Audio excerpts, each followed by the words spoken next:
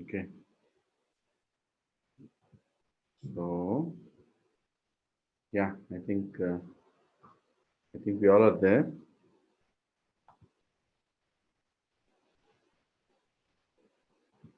Who would anyone like to sing kirtans? I'm just waiting for Suma Mataji, Neela Mataji, and others also. But if you all want to volunteer, please do let me know so that you can sing for the pleasure of Krishna as well.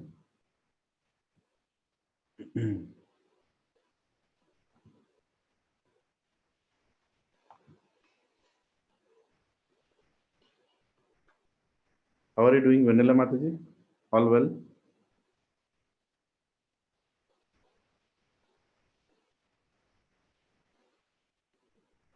Yes, Prabhu, how are you? Good, How is your back pain, Prabhu? Yeah, back pain is more or less almost gone. Little is there, but I think it will take some more time. Okay. Yeah. Santosh Aditya Prabhu, how is your classes going on there? Interesting. People asking questions. Hare Krishna Babuji. It's going well. They are asking questions also. Oh, very nice, very nice. Today we finished for 3 modes of material nature we have finished. Yeah, today was 3 modes of mental nature, right?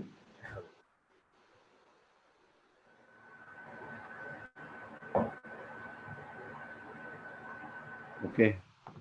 So, yeah. Hare Krishna, Neelam Mataji.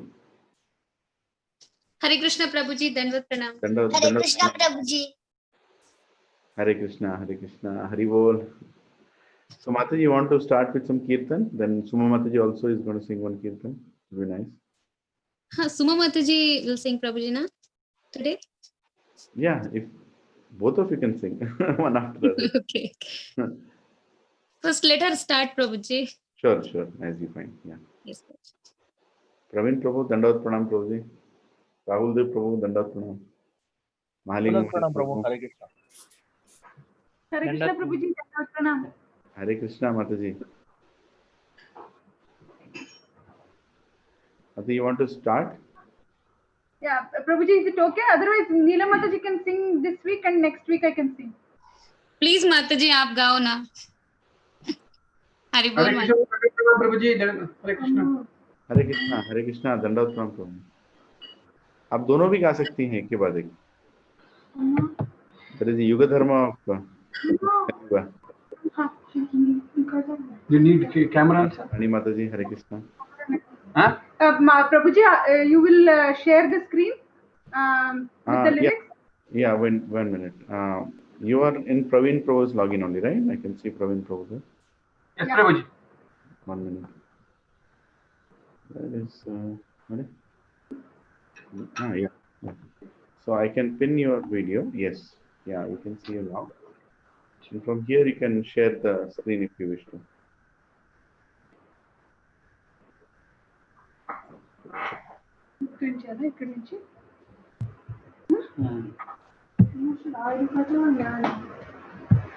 One of you.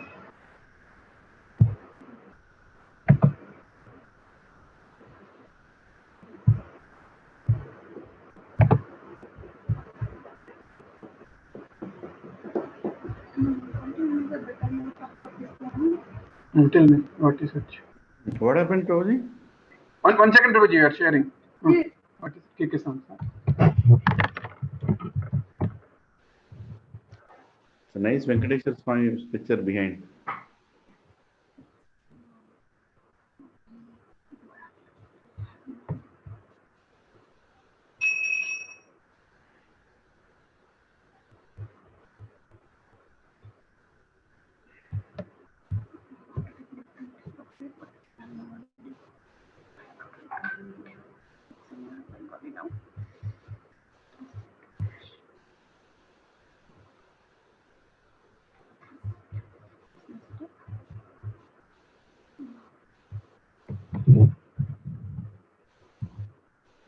1 second, Prabhuji. We are still searching for the website.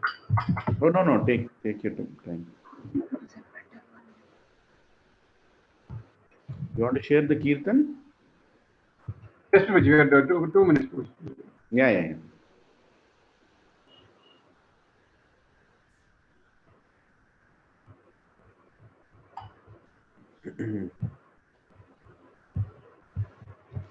You all can chant as Mataji and Prabhuji are Okay.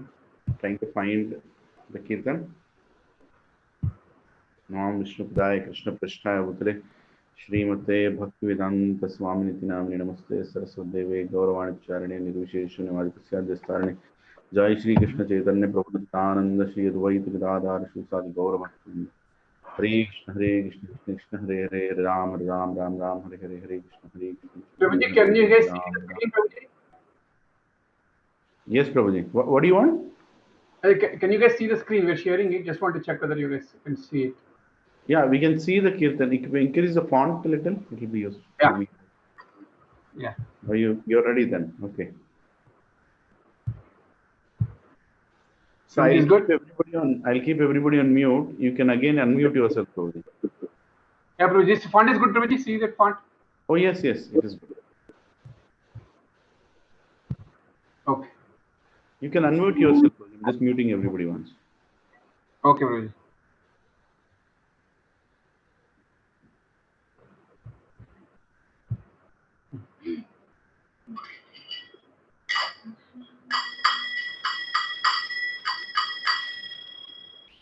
तुम्ही तो मारी बेजारे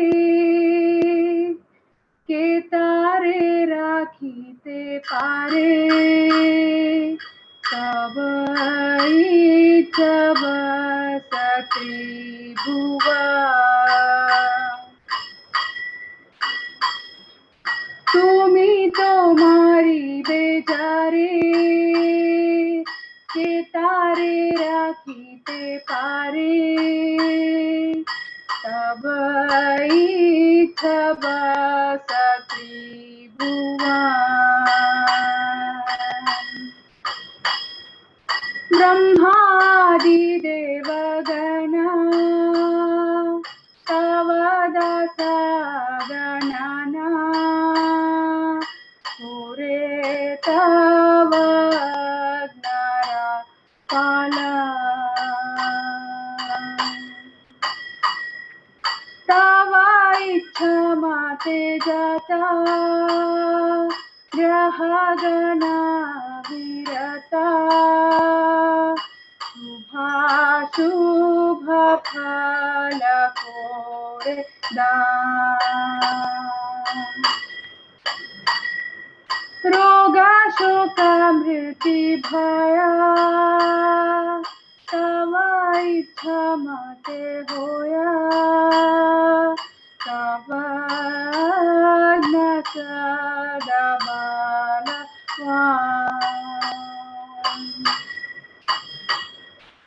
तव भोए वायु भोए चंद्र सूर्य समुदय स्वनियमित कार्य करे तुम्ही तो परमेश्वर पर ब्रह्म पर तव सब कटायंतरे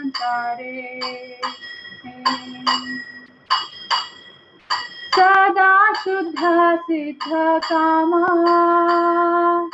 भक्त वत्सल नामा भक्त जनेर नित्य स्वामी तुम्ही तो राखी बेजारे के तारे मारी से पारे सकल विधि रवि तुम्ही तुम्हारा चरण नाता कोरियाचे प्रणिपाता भक्ति विनोदता वदा विपद होइते स्वामी अवश्यता हरे तुमी रक्षी बेटा हर विश्वासे हरे कृष्णा कृष्णा कृष्णा हरे हरे हरे राम राम राम हरे Krishna Krishna Krishna Hare Hare Hare Ram Ram Ram Hare Hare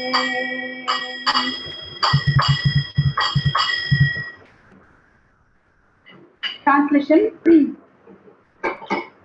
Who can protect that person whom you wish to slay? The three worlds are obedient to your will.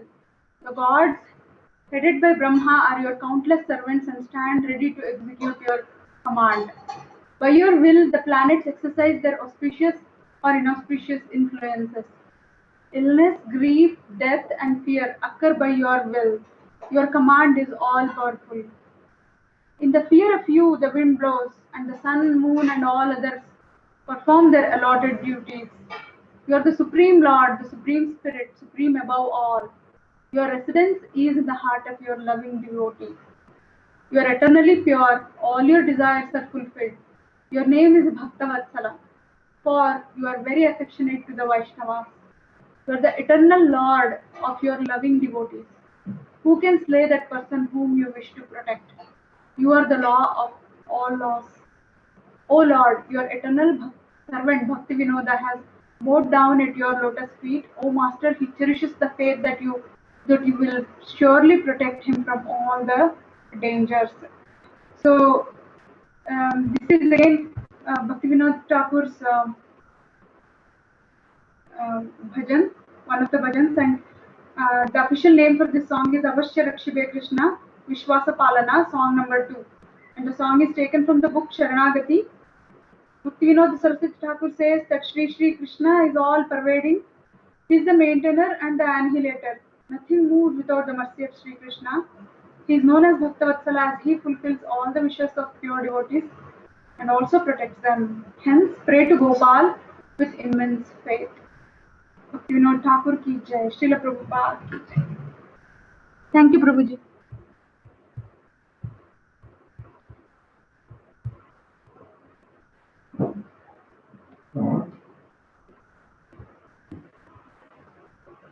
Thank you, Mataji. Hare Krishna. Wonderful bhajan, Mataji. I heard this bhajan being sung by Bhakti Charu Maharaj once. I think it's one of his favorite bhajans he used to sing. Neela Mataji, Hare Krishna. Yes, Prabhuji. Yeah, can you sing the bhajan, Mataji? Sure, Prabhuji. Yeah, I'll just 1 minute. How do I? Where is Neela Mataji? Yeah, you want to share your screen, Mataji? प्रभुजी आप कीजिए please. मैं नाम बताती हूँ. हाँ. गुरुदेव कृपा बिंदु दिया प्रभुजी. Hare Krishna. Beautiful bhajan, Mataji. 1 minute.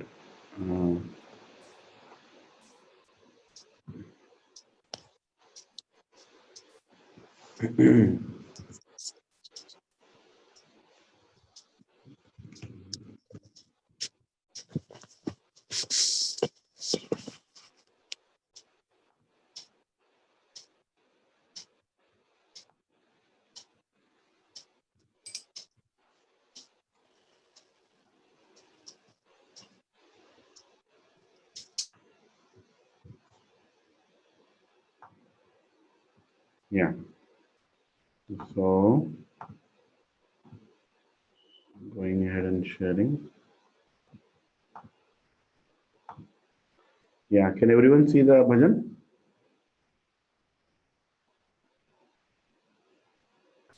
Yes, Prabhuji. Okay, great. Hare Krishna. Yes, Mataji, you can sing, Mataji. Thank you for choosing to sing for the pleasure of Vaishnavas and Krishna. Thank you, sir. Gurudev Kripa Bindu Di Kuroi Dase Trinapekshati-hina Gurudev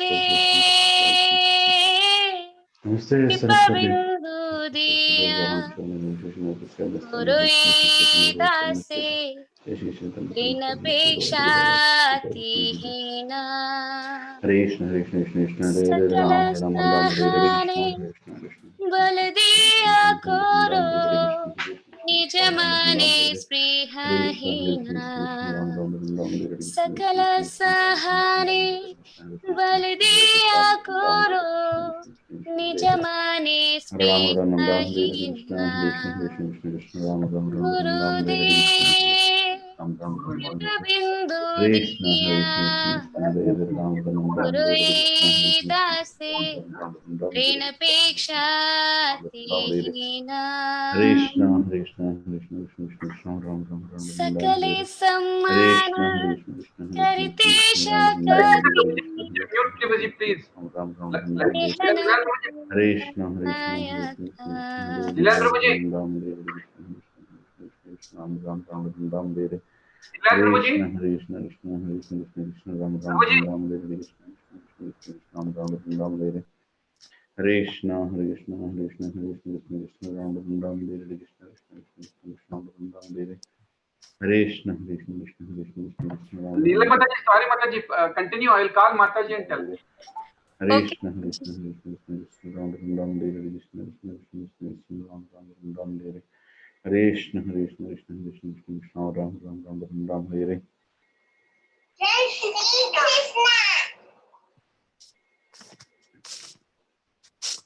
Jai Shri Krishna.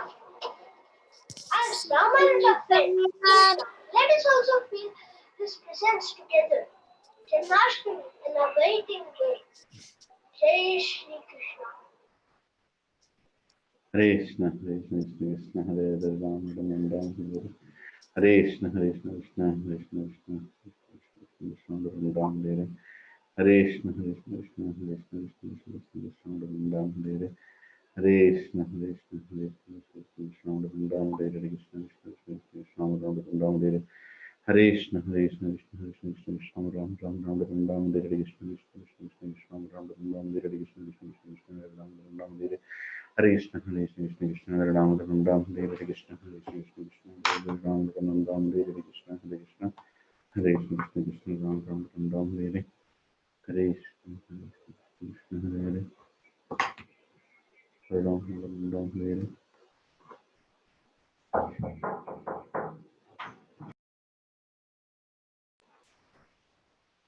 Hare Krishna.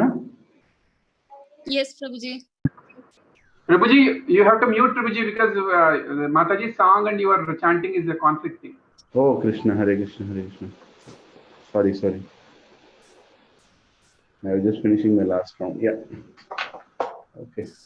Yes, Mataji. Sorry, I'm so sorry about it. I didn't realize. गुरुदेव कृपा बिंदु दिया कुरुई दासे तृणपेक्षातिहीना सकल सहाने बल दिया करो निज माने स्पृहहीना सकले सम्मान करते शकति देहनाथ यथा यथा सकले सम्मान करते शकति देहनाथ यथा यथा तभी तो गाइबो हरि नाम सुखे अपराध हबे हत तभी तो गाइबो हरि नाम सुखे अपराध habe hatha गुरुदेव कृपा बिंदु दिया कोरोई दासे तृणपेक्षातिहीना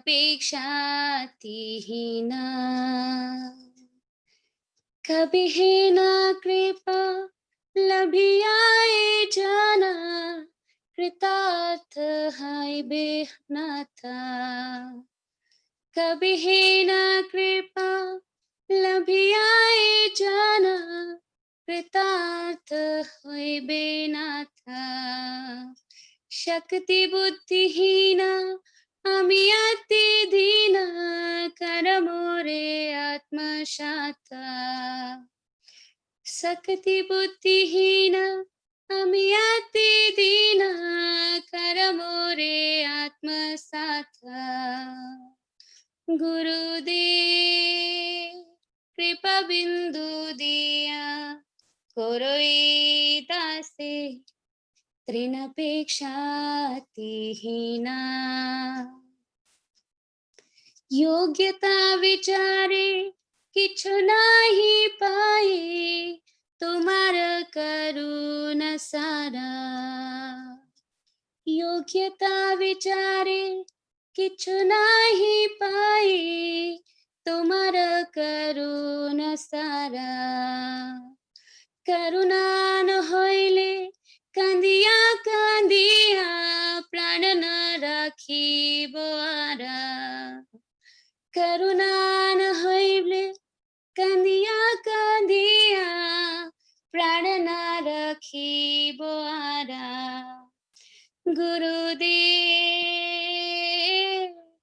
কৃপা বিন্দু দিয়া করই দাসে तृणपेक्षातिहीना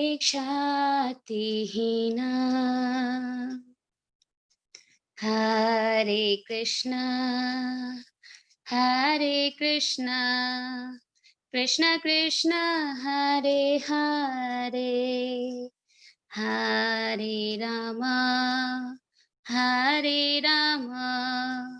राम राम हरे हरे ट्रांसलेशन हे गुरुदेव कृपया आप इस दास पर अनुकंपा करें तथा सड़क पर पड़े हुए तिनके से भी अधिक हीन समझने की योग्यता प्रदान करें कृपया मुझे सब कुछ सहने की शक्ति प्रदान करें तथा मुझे भौतिक इच्छाओं से मुक्त करें कृपया मुझे शक्ति प्रदान करें कि मैं सबको सम्मान प्रदान कर सकूं इस प्रकार मैं आनंद पूर्वक भगवान हरि के पवित्र नाम का जप कर सकूंगा तथा मेरे अपराध शून्य हो जाएंगे तब मेरा जीवन आपकी कृपा प्राप्त करके सफल हो पाएगा मैं शक्ति एवं बुद्धि से हीन हूँ मैं एक पतित जीव हूँ अतएव कृपया मुझे अपना दास स्वीकार करें मुझ में कोई भी योग्यता नहीं है आपकी कृपा ही मेरी एकमात्र संपत्ति है यदि आपने मुझ पर करुणा नहीं की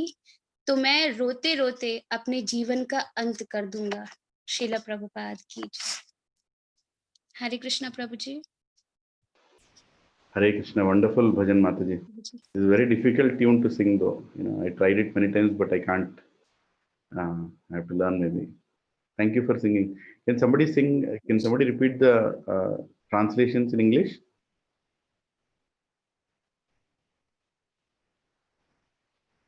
Anybody read it in English once? Gurudeva, O spiritual master, give to this servant just one drop of mercy. I am lower than a blade of grass. Give me all help.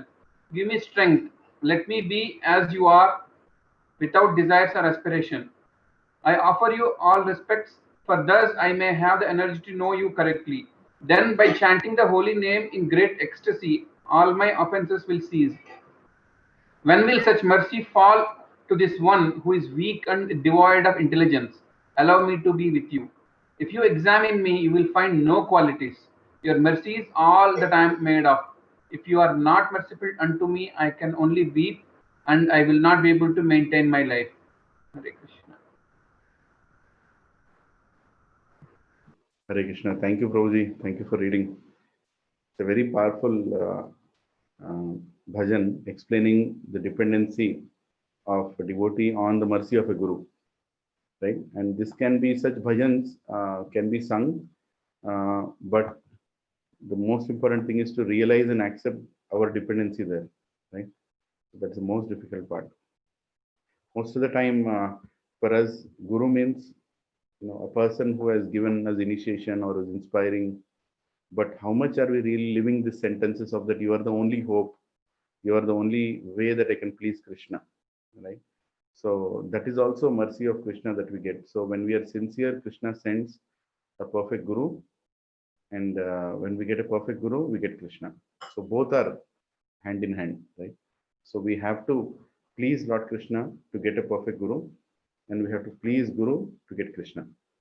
So simply the words that, oh Gurudev, I'm completely dependent upon your mercy, is only realized by the highest level of pure devotees, because most of the time, especially in today's day and age where the word Guru is also not very much understood to a point it is supposed to be understood, right?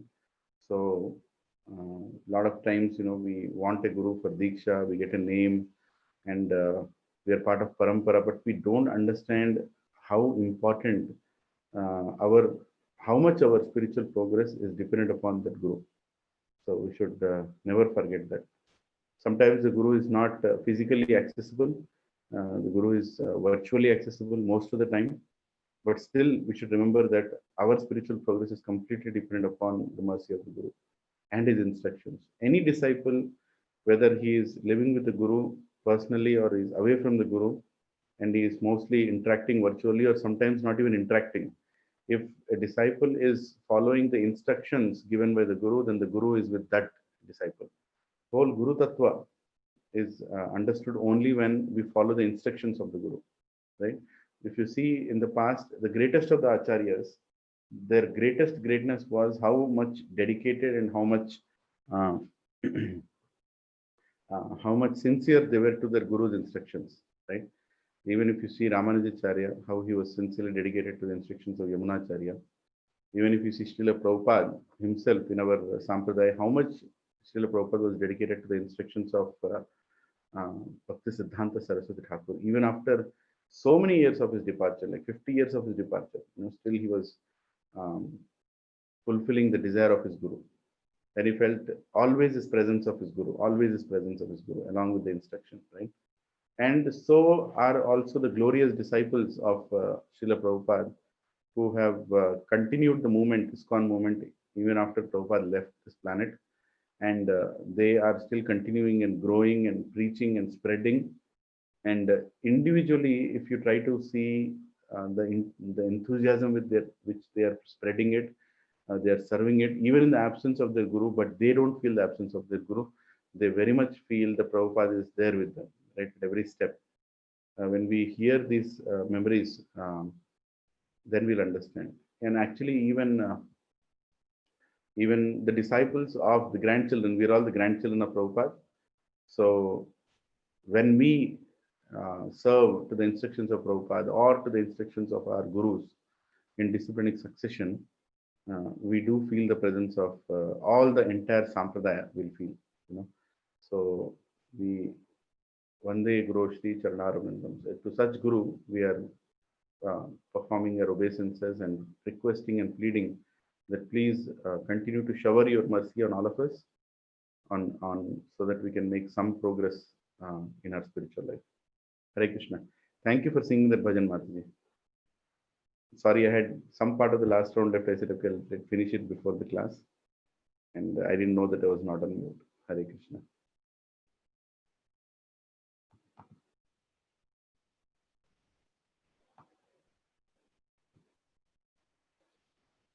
Hare Krishna.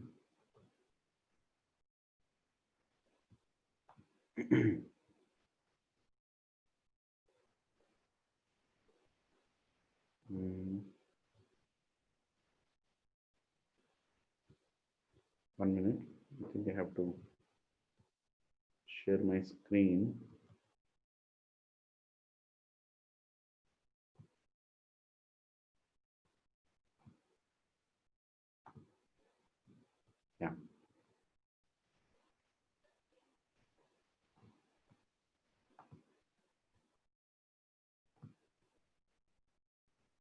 ॐ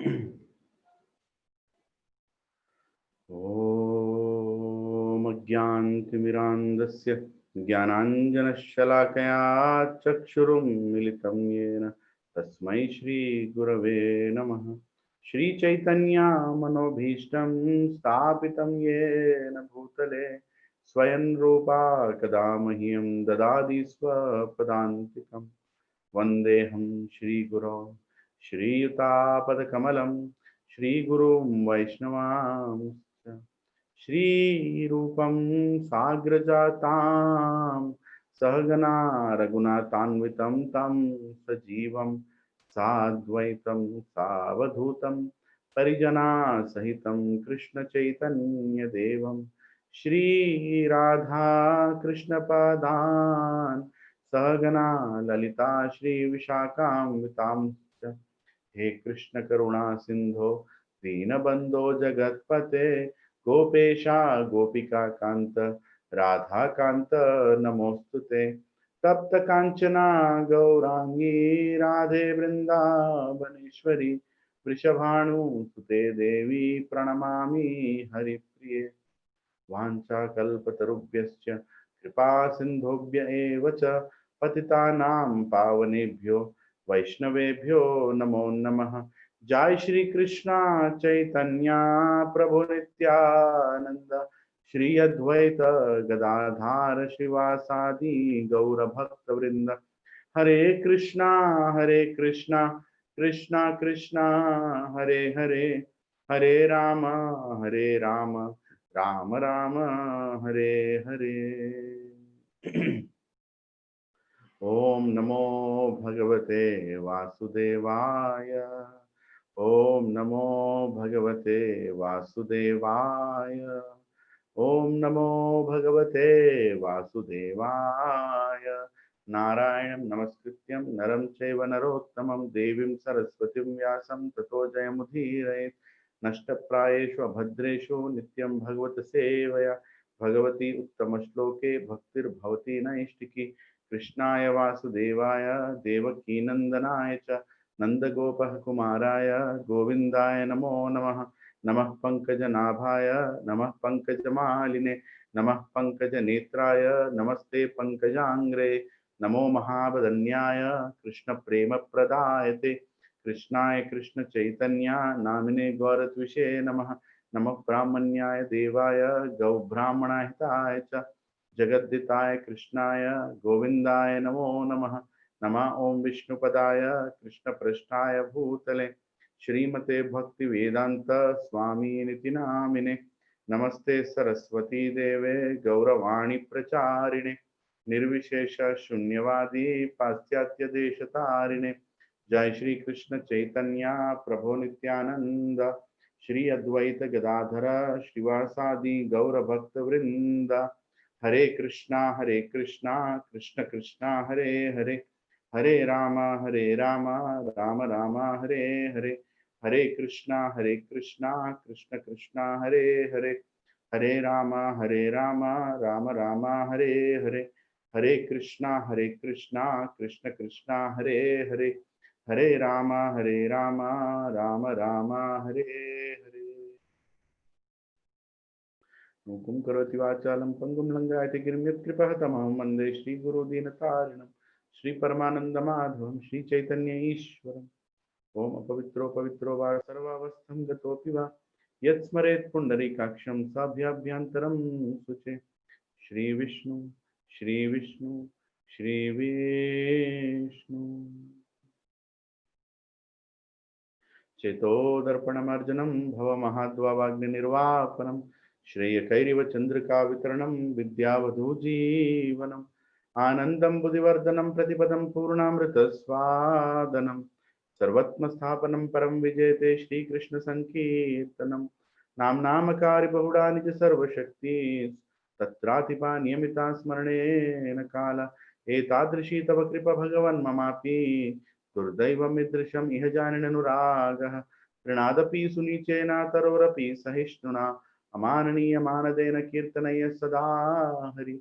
न धनं न जनं न सुन्दरीं कवितं वा जगदीश कामये मम जन्मनि जन्मनीश्वरे भवतद्भक्तिरहोइतकी त्वयि ओयनन्दतनुज किङ्करपतितमां विषमे भवाम्बुधौ कृपया तव पादपङ्कजस्थूलिसदर्शं विचिन्तया नयनं गलदश्रुधारया वदनं गद्गदरुधाय गिरा कुलकिरणचितं वपुकदा तव नाम ग्रहणे भविष्यति युगायितं निमिषेण चक्षुषा प्रवर्षायितं शून्यायितं जगत्सर्वं गोविन्दं विरहेण मे अश्लिष्य पापादरतं पिनुस्तमादर्शनं मर्महतां करोतु वा यथा तथा विदतो लम्पतो मात् प्रणनतास्तु एवना परा हरे कृष्ण कृष्ण कृष्ण हरे हरे हरे राम राम राम हरे हरे हरे कृष्ण कृष्ण कृष्ण हरे हरे हरे राम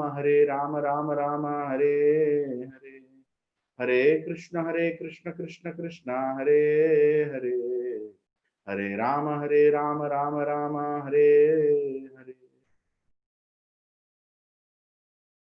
श्री चैतन्य महाप्रभु शिष्टाष्टकम प्रेयर्स की जय।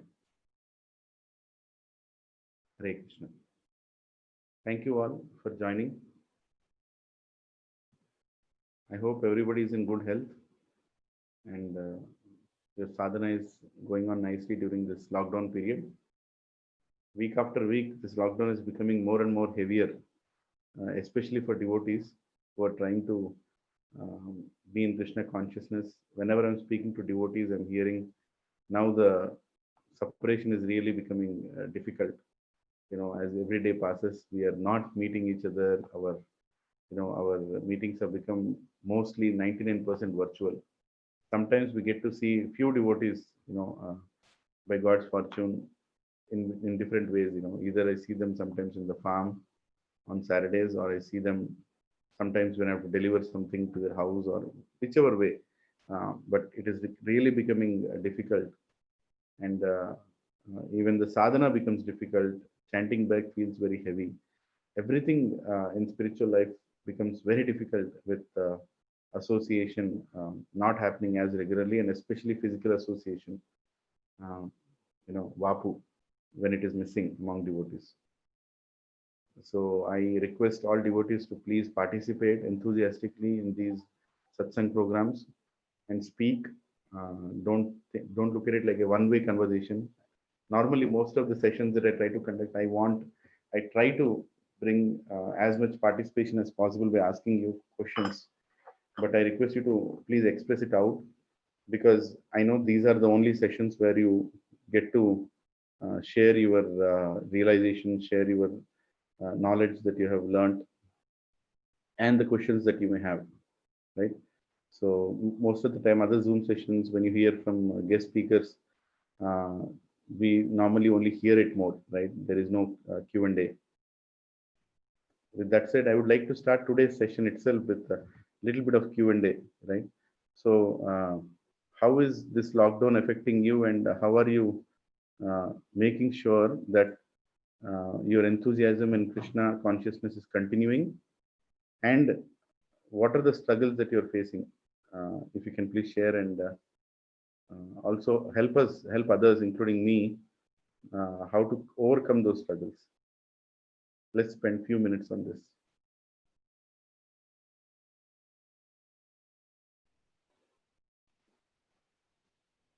Is it okay if we spend a few minutes on this topic before we get on to the shlokas of Bhagavad Gita?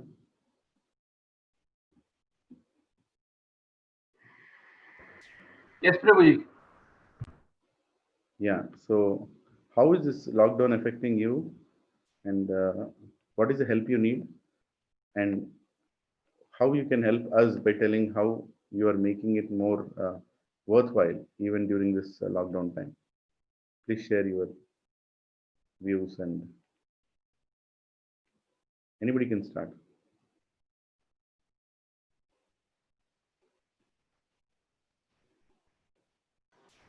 Hare Krishna Prabhuji, Dandavat Pranam. Hare Krishna Mataji, Dandavat Pranam Mataji. So this lockdown has brought a lot of transformation in our house, I say Prabhuji. Like before lockdown, I was actually doing only 4 rounds every day. Mm-hmm.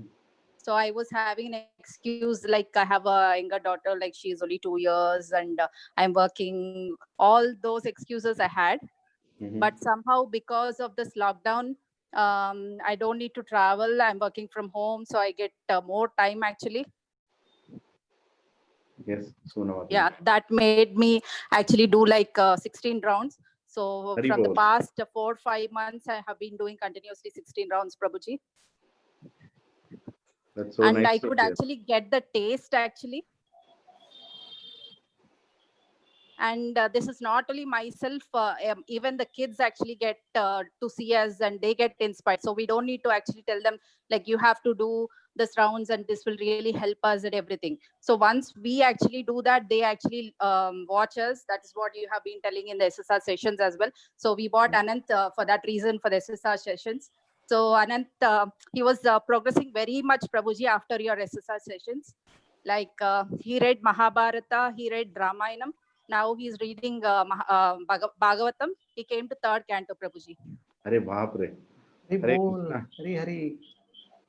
Hare So Krishna. that is, I can say, it is a base foundation. SSR has given him really a great foundation, Prabhuji. When initially my Prabhuji, Pavan Prabhuji was saying like we have to go to SSR sessions, I was like, okay, that is too long. Can we actually make it and all? But he said, no, we have to go for the sake of Anant.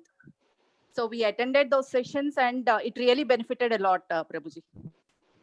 Hare Krishna. I'm grateful to Pavan Prabhu and for you both coming, bringing Ananta as well. But I'm also missing to see your family and all the Yes, families. Prabhuji. Very much, Prabhuji. Even the same, it is a mutual feeling actually. Yeah. And I'm actually waiting for the lockdown to get over so that we can have, family satsangs more in the houses, right? No Right, more halls, no more halls. We will have it no matter how we have to sit, we'll manage that, but we will have in the houses. Right, Prabhuji. Looking forward towards that, Prabhuji. Praying to So Krishna yes, that it has to get over very soon. yes. Thank you, Mataji. Thank you, Prabhuji. Hare Anybody Krishna. else? How the lockdown has affected you? And you can also share your Hare thoughts. Krishna, Prabhuji. Hare Okay. Krishna. Yeah, one as Mataji is mentioning, one key difference is kids are chanting, Prabhuji. That's a major difference. Okay, both the kids are chanting. Yeah, that's a difference.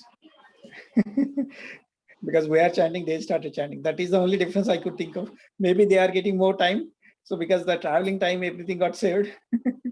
So and now like they are not worrying going out like actually. Initially they used to worry saying that we need to go out, but now they get used to it because chanting itself is taking around 2.5 hours time. Hare That's another. Yeah. Amazing. Thank Thank you, you, Prabhuji. Prashant Prabhuji, for sharing that. Let me tell you that just because time is there, it's not that they're chanting. Time is there for many people, but they don't chant, right? So it is only your parenthood and your inspiration at home that children are chanting. I'm very happy to know that. Very, very happy to know that. Hare Krishna. Dandavat. Anybody else wants to share your lockdown experience? Yes, Prabhuji. Hare Krishna, Prabhuji. Yeah. Who's talking? This is Shivanvita, Prabhuji. Shivanvita Mataji. How are you doing? I'm good, Prabhuji. Thank you. And yes, Prabhuji, lockdown, like after I started working in the past 7 years, this is the first time I got to stay at my home for this many days with my parents, Prabhuji. That is the biggest advantage for me and Rutvija, both of us. Yes. So like always, like our parents used to stay in our hometown and we are in Hyderabad. And even if we meet, it was not more. But now, like since is very fortunate to stay for 4 months. I was locked in Hyderabad and later I traveled to my hometown and now even like we are all together staying with with our parents and all. So this is happening after 7 years. And yeah, spiritually, like I'm able to chant my rounds regularly, and we are very grateful to Ravi Prabhuji who is conducting the quizzes. So that was really fun, Prabhuji. Like he is telling us the topic on what we have to discuss, and like it was really fun. In that way, we are getting to read and listen to the lectures and everything. And the quiz session is like every week we look forward for the quiz, Prabhuji. That was really fun. So that's it, probably nothing much. Hare Krishna. All glories to Ravi Prabhu. I have Yes, attended Prabhuji. his quizzes, I think 2 or 3 times. Other times I could not. I felt very guilty for not being able to attend. But the enthusiasm with which he conducts and the questions, the difficulty, the competition, oh my God. Yes, Prabhuji. Especially Mehet one call name, always comes uh, first, Prabhuji. Mahek Mataji and Vanilla Mataji, I think. Yes, Prabhuji. All glories, Haribol. It's very nice initiative. It's still going on, right? Even now it is happening daily? Yes, every Saturday. Yes, Prabhuji. Every Saturday, okay. Earlier it Yes. was daily, right? For some time? Yeah, earlier it was like that, but later everyone got busy and it is now once a week. Yeah. Hare Krishna, Hare Krishna. Saturday, what time does it happen? We are still figuring out the time, Prabhuji. Like few Matajis are not able to join around 8 p.m. Prabhuji suggested 8 p.m. Everyone will be in like few Matajis will be in kitchen, right? So Mhm. still figuring out the time, Prabhuji. It is not fixed yet. Thank you. Thank you for sharing. Yes, Prabhuji. Hare Krishna.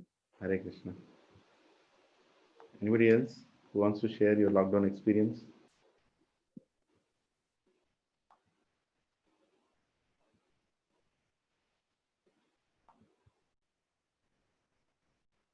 Subra Prabhu, can you see Mahesh Prabhu? I'm not seeing him. Is he all right?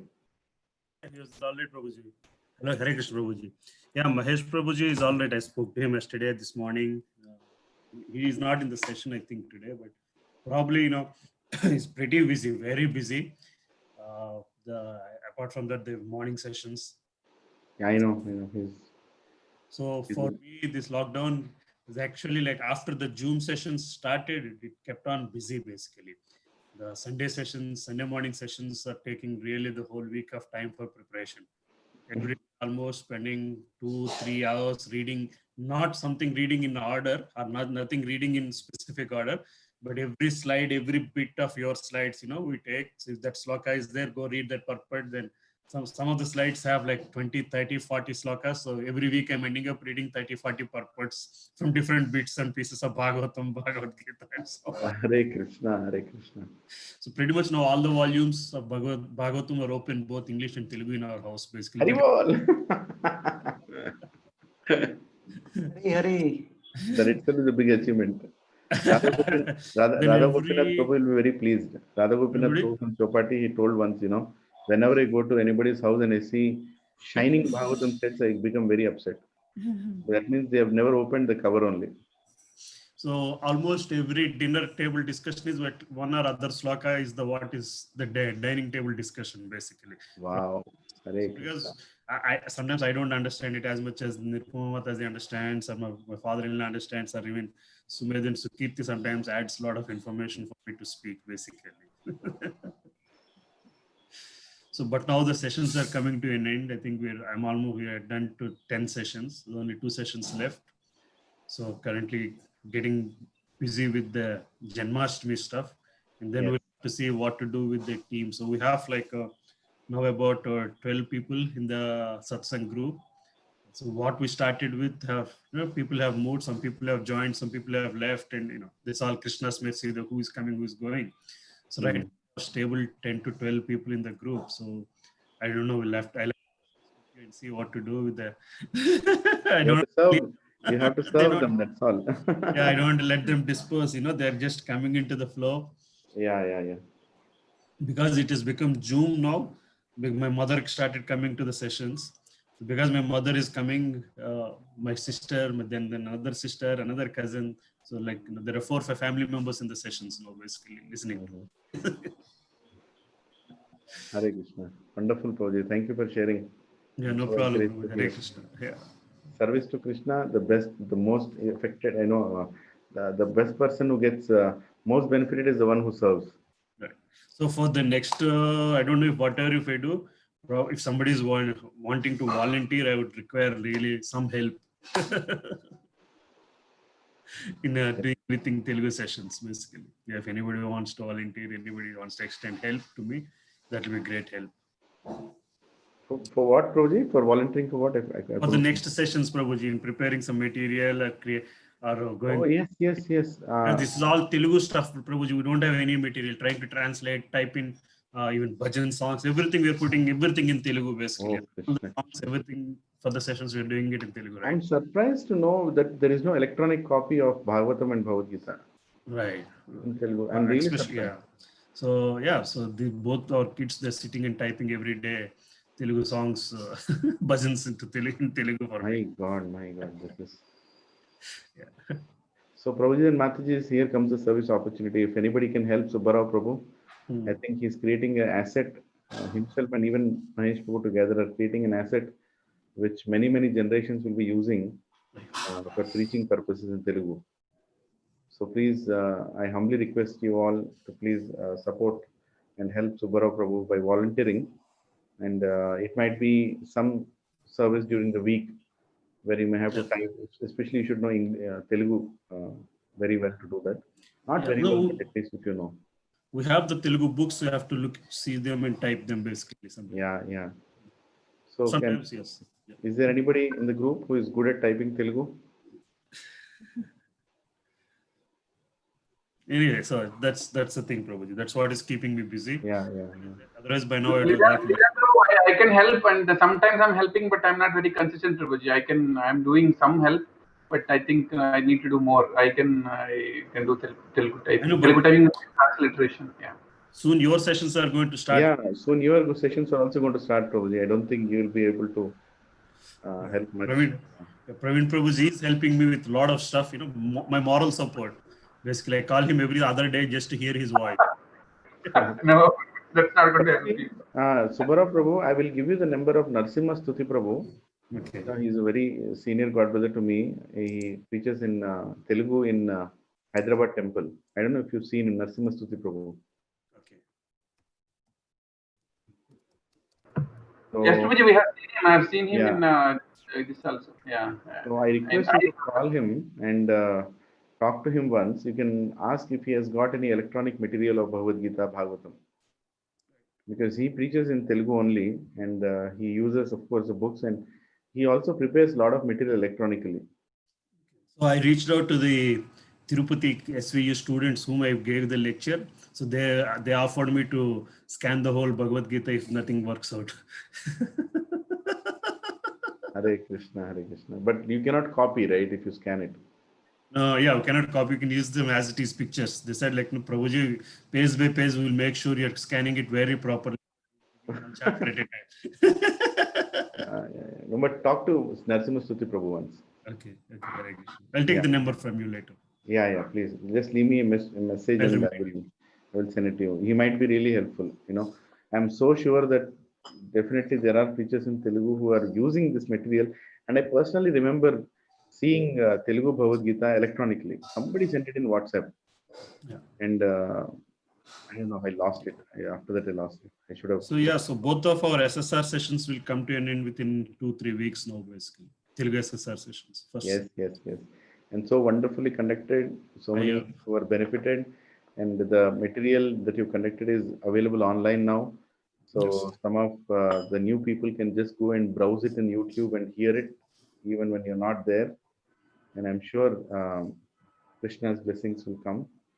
And, you'll do many more such SSRs and many more sessions on seminar topics. We all have to preach.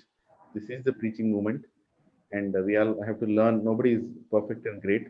Of course, we have to learn the minimal standards that we maintain. To stand 16 rounds, we should follow the regulatory principles, and we should have the habit of reading and learning from our Shiksha Gurus, from seniors, from Srila Prabhupada, and that's enough. Then we can start distributing this knowledge in a humble way, submitting our gratefulness to Krishna. We can distribute this knowledge. Thank you, Subbarao Prabhu, for sharing. Yes. So let's start today's Bhagavad Gita shloka then. So we are in the 4th chapter, and we were dealing with. Wait a second. Yeah, can you see the Bhagavad Gita shlokas? Can you all see the screen? Yes, Prabhuji, I can see. Okay, great. Yeah. So the last section of Jnana Yoga, 4th chapter, is methods, results, and glories of attaining Jnana. right? Now, till now, Lord Krishna spoke about the different people who try to approach him, Gyanis, Karmis, Bhaktas. We discussed that last week, right? Now, in this last sixth section of the fourth chapter, which we'll be finishing today, Lord Krishna is going to talk about the importance of jnana and receiving it from the right source. He starts the chapter also explaining the source, right? He starts the chapter, Evam parampara praptam imam rajarisho vidhu sakalena mahata. You know, the shloka very, very clearly says that this knowledge of mine was distributed through disciplinic succession. Yogo nashta parantapa. Somehow the disciplinic succession has been broken. So now here at the end of the chapter also, he's going to explain, Lord Krishna is explaining how this knowledge has to be acquired and from whom it has to be understood, right? So this is a very popular shloka of shloka number 34. We quote this shloka in every place, you know, where we have to explain people how to attain this knowledge. Tadvidhi pranipatena pariprashnena sevaya upadekshyanti jnanam jnaninastatvadarshinam, right? So translation and purport by His Divine Grace A.C. Bhaktivedanta Swami Srila Prabhupada ki jai. So here in translation, Lord Krishna is saying, just try to learn the truth by approaching a spiritual master. Inquire from him submissively and render service unto him. The self-realized souls can impart knowledge onto you because they have seen the truth, right? It is so beautifully Lord Krishna is saying that whom to approach. We should approach the people who have seen the truth, right? And he is saying, what is he saying? Inquire and hear from such person. Inquire. Hearing is a very, very important, source of getting knowledge. So he is saying, just try to learn the truth by approaching a spiritual master. And what is the quality of that spiritual master? He has seen, is a tattvadarshi. Jnananas tattvadarshina, right? And how do we inquire from him? Inquire from him submissively and inquisitively also. You should be desperate. You should be really in a need to get this knowledge, right? So inquire from him submissively and render service unto him. Pariprashnena, asking questions. Sevaya, we should also serve. We should be very, very eager to serve Guru. Then we will get the knowledge, right? So these three things, when they come together, that you are approaching the right person, and the right person is a devotee, and he has seen the truth, and you are approaching him with submissive mood, right? And you're willing to actually transform, then things will happen. Yesterday we had the session, I think the final of the 3 sessions on Avanti Brahman song, right, by His Grace Srinivas Acharya Prabhu. And so beautifully he told to one of our answers that we don't want to surrender. That is a problem, right? We don't want to surrender. Sometimes people keep on complaining that I'm not making progress, you know, I'm this, I'm that. But who is asking you not to make progress, right? We saying that is good for some time. For some time we can say that, you know, oh Prabhu, I'm struggling and all that. But yes, but you have to keep going forward. You can't keep giving that reason for the rest of your life sitting in between devotees that, you know, I'm the most fallen, I'm the most fallen. You are not the most fallen. You are willingly being the most fallen, right? Struggle is there in spiritual life, but we should have a will to make progress. Then Guru can help. Even if you have the perfect Guru, if you are not a right disciple, even the Guru can't do anything. Guru can give mercy provided you receive that mercy, right? Once one disciple went to Indradunya Maharaj and he told Guru Maharaj, I want mercy, I want your mercy, your mercy, your mercy, your mercy. He kept on going like that. And Indradunya Maharaj just looked into the devotee's eyes and he said, mercy is there, you are not taking it. Right? He said, mercy is there, you are not taking it. That is the situation today. Mercy is there everywhere. There is so much mercy around. There are so many beautiful souls we are introduced to in ISKCON society. And they are also willing to give us Krishna. But how many are ready to take it without any conditions, without as the top priority, how many are ready to take it? And whoever takes it will make progress, right? Problem is we don't have faith in the words of our own gurus when they tell, right? Tell me one thing, Prabhuji Mataji. If Krishna wants, can't he handle your office work also?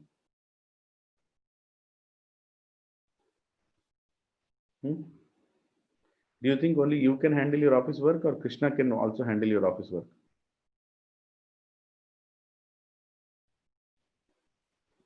Krishna to some extent already handling Prabhuji.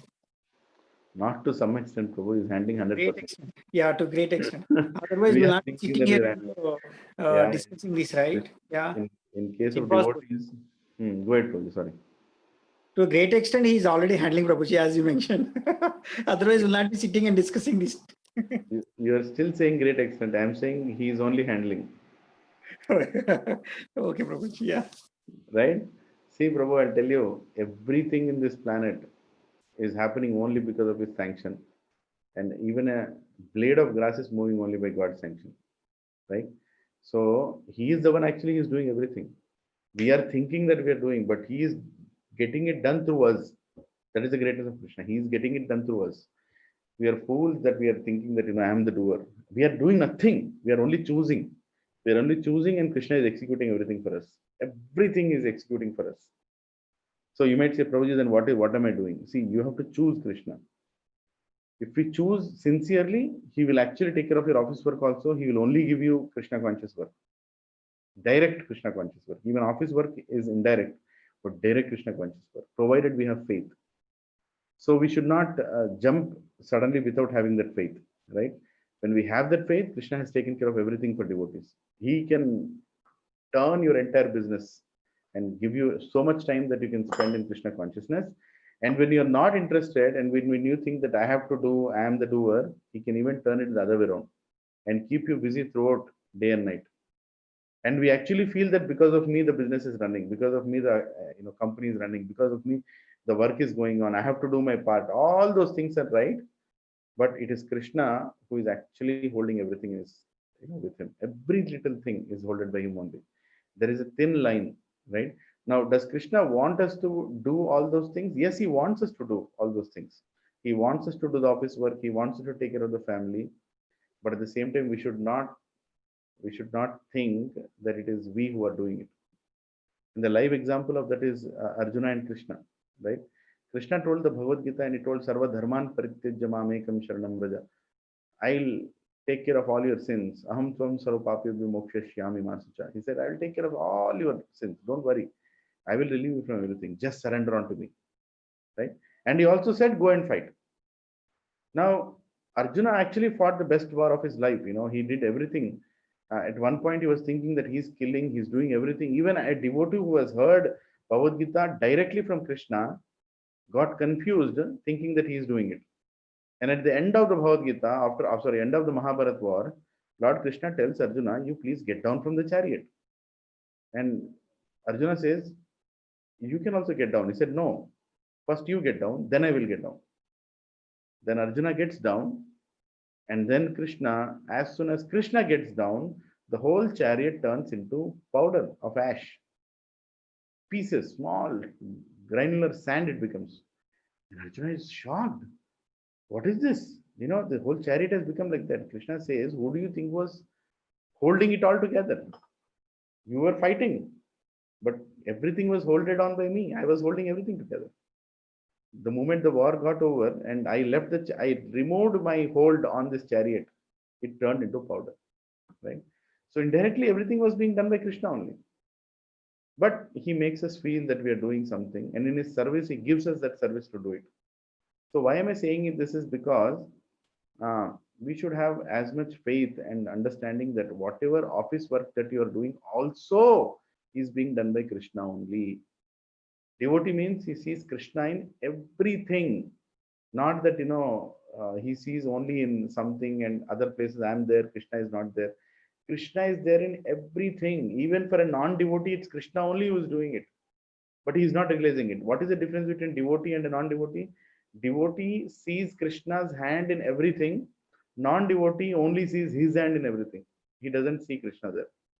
But the truth is, everything, whether it is devotee or non-devotee's work, it is being done by Krishna only.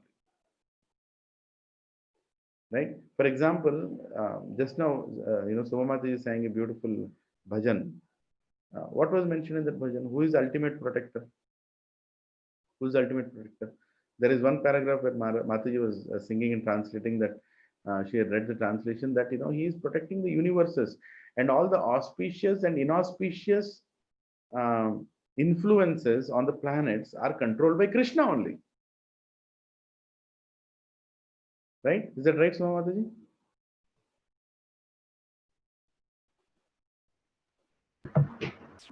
Yes, Prabhuji. Right? You remember that paragraph that you sung?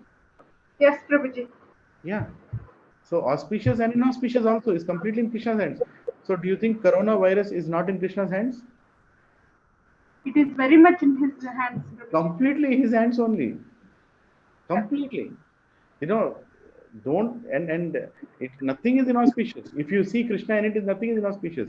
Okay, Krishna, like Bhishma. When Krishna wanted to kill Bhishma, what did Bhishma do? He opened his arms and said, "Come, I'm ready.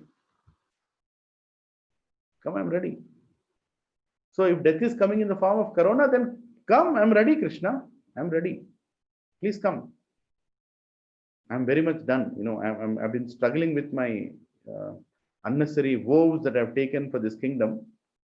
And I'm not able to support dharma. In spite of knowing that you're on the side of dharma, I'm standing this side. So please come. Right? Hare Krishna. Yeah. I think it got stuck for a minute. Right? So we should not think that Krishna is not there in anything. We have the tendency. That, oh, I'm the doer, I'm doing it. True knowledge means we should see Krishna's hand in everything. Prabhupada, the last words of Prabhupada, of course, one of the last words that Prabhupada told is, please cooperate. If you want to show your love for me, please cooperate. He told to all his disciples and all the grand disciples in future that if you want to show your love for me, it's not that Jaya Jaya Prabhupada, that's all good. But learn to live with each other, learn to serve together. Then you are showing your love for me. That is what Prabhupada said. But apart from these words, Prabhupada's last words were also, as explained by the disciples of Prabhupada, the very last words, after which he stopped translating, right? Because he said, Krishna is everywhere and is controlling everything. These were the words of Prabhupada. He looked in the room and he said these words. And after this, Prabhupada did not speak anything, right? So these are the words of a realized devotee. And even in the daily quotes, Prabhupada so many times writes, we have, our eyes are covered by ignorance. That is the reason we're not able to see Krishna. Otherwise, the day they are cleansed with spiritual consciousness, Krishna is everywhere. Krishna is there right now, here in this session. And the 27th person is Krishna only, but we are not able to see. We can only read 26 down. Only 26 families are attending, not the 27th. Right? Krishna is there. And without Krishna, we cannot have these sessions. This Zoom technology. Who is running this Zoom technology? Which company? Krishna's company. How is it that we're able to see each other, speak to each other virtually, and this laptops, the screen, the voice is moving. Everything is happening because of Krishna. It's a miracle. If you look at it, everything is a miracle, and you can see in everything there is Krishna. Right? So the other day, Gaur Govind Maharaj's small speech, I think Satya Prabhu forwarded, right? And I have forwarded into many groups. Have you seen that speech? What is Gaur Govind Maharaj saying? Krishna conscious person means who? Krishna conscious person means the one who sees Krishna in everything. And he said there are devotees and there are pretenders. Even in Krishna conscious, there are pretenders who just speak like that, but they never see Krishna anywhere. Like one is in front of you right now. I'm speaking this great philosophy, but am I seeing Krishna everywhere? No, I'm not seeing Krishna everywhere. But I have a faith that Krishna is seeing us, Krishna is seeing me. That is the reason things are happening. That is the reason things are moving. Calamities come, problems come, and they also get solved, and somehow the life is going on. Right? So a devotee doesn't need to be scared of anything. A devotee doesn't need to be scared of corona, doesn't need to be scared of marona. Right? Nothing he needs to be scared. Because in everything there is Krishna. Ultimately, the goal of our spiritual life is to go back to Krishna and serve him, isn't it? If you remember this goal, then where is the question of any fear? Death has to come, one day death has to come, right? So the only thing we can do before we go to Krishna is to become a perfect disciple, is to become a perfect devotee, right? That we can do, right? That we can do. Like a mother trains her daughter to become the perfect daughter-in-law before the marriage. She tells, the importance of in-laws, the importance of serving husband, the importance of taking care of the family, all that she does in preparation before marriage. And right after marriage, the girl is sent to the house, the other house, and then she is in charge of that house, right? And serving so nicely, winning the hearts of so many. So we are also being trained here. How to be a Golokavasi. We are being trained here. And Golokavasi, one of the biggest quality is they see Krishna in everything, right? For them, there is no Goloka Vrindavan where there is no Krishna. And every Goloka Vasi only sees Krishna. Everywhere in Vrindavan he sees Krishna. In everything he sees Krishna. So if we are able to see Krishna in every part of our life, then everything is auspicious. And we are ready to go to Goloka. Right? So let us not forget that. So let us see the purport of this shloka. It's a very important shloka. Tadvidi pranipatena pariprashnena sevaya upadekshyantate jnanam jnananas tattvadarshana. Right? So I'll read the purport. The path of spiritual realization is undoubtedly difficult.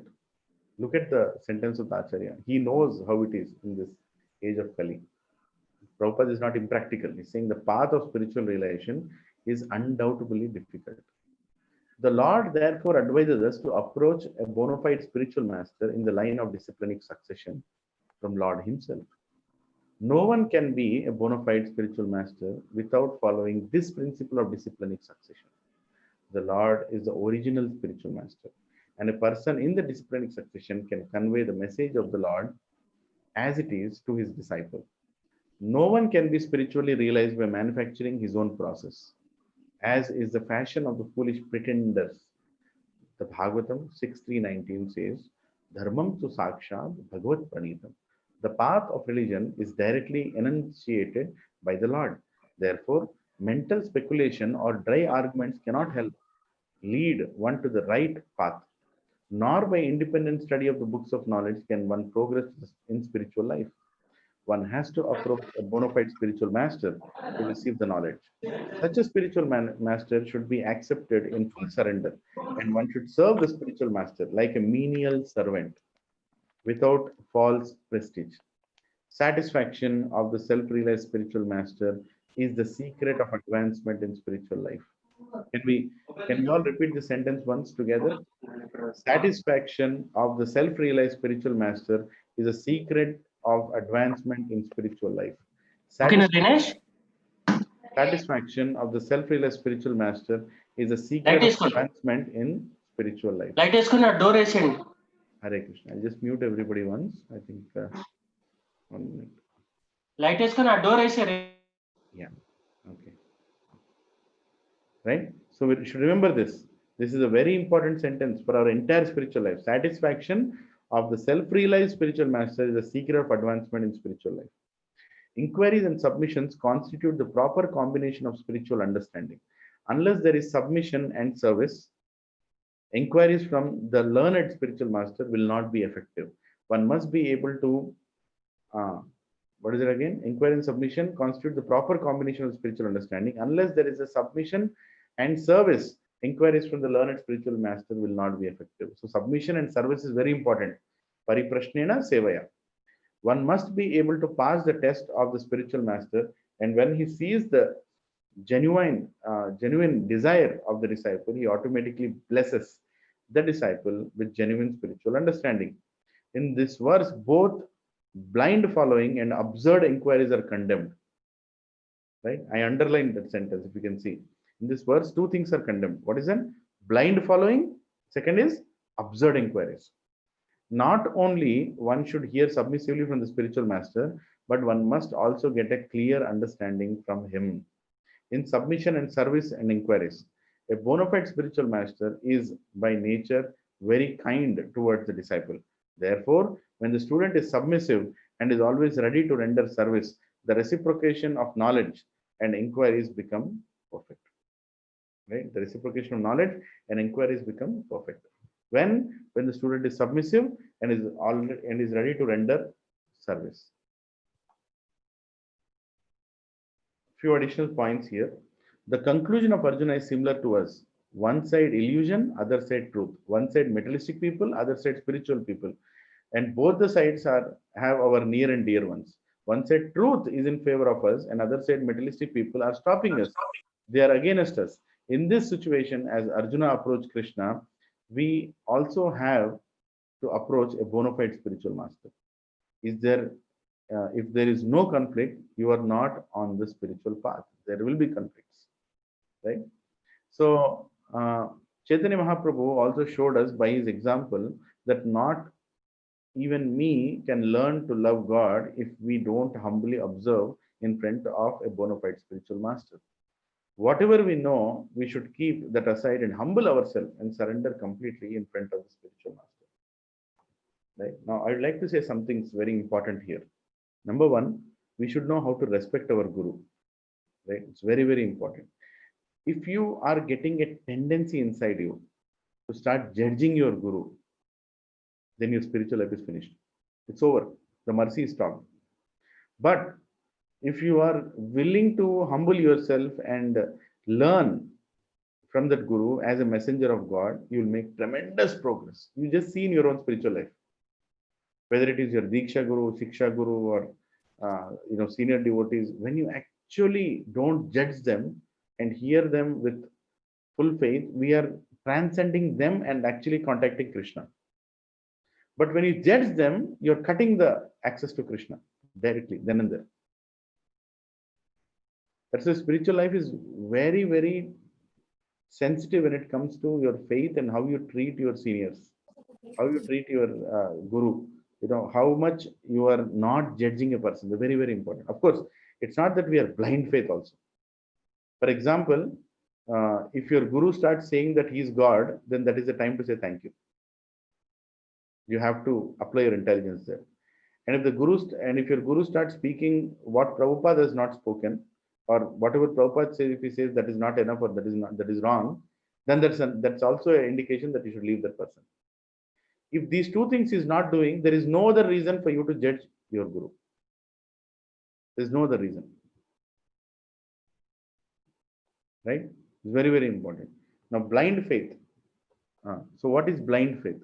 Can anybody explain what is blind faith? Is blind faith needed in spiritual life? Let me ask like that.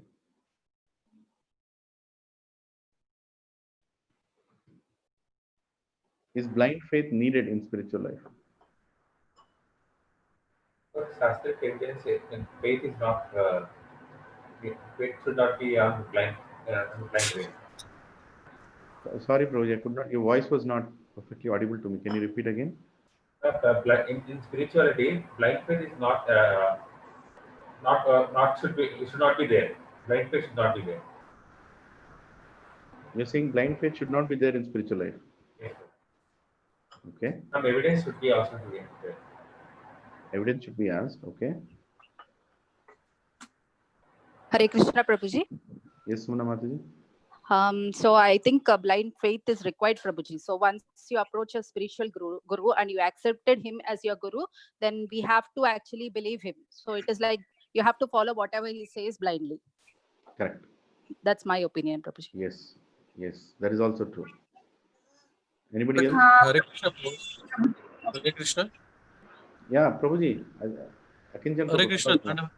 Yes, Prabhu. Dandavat Pranam. Yes, Prabhu. Yeah, Prabhuji. You have sent one of the recently one of the Maharaj this thing. In that, actually, somebody asked this question: blind faith, on the blind faith.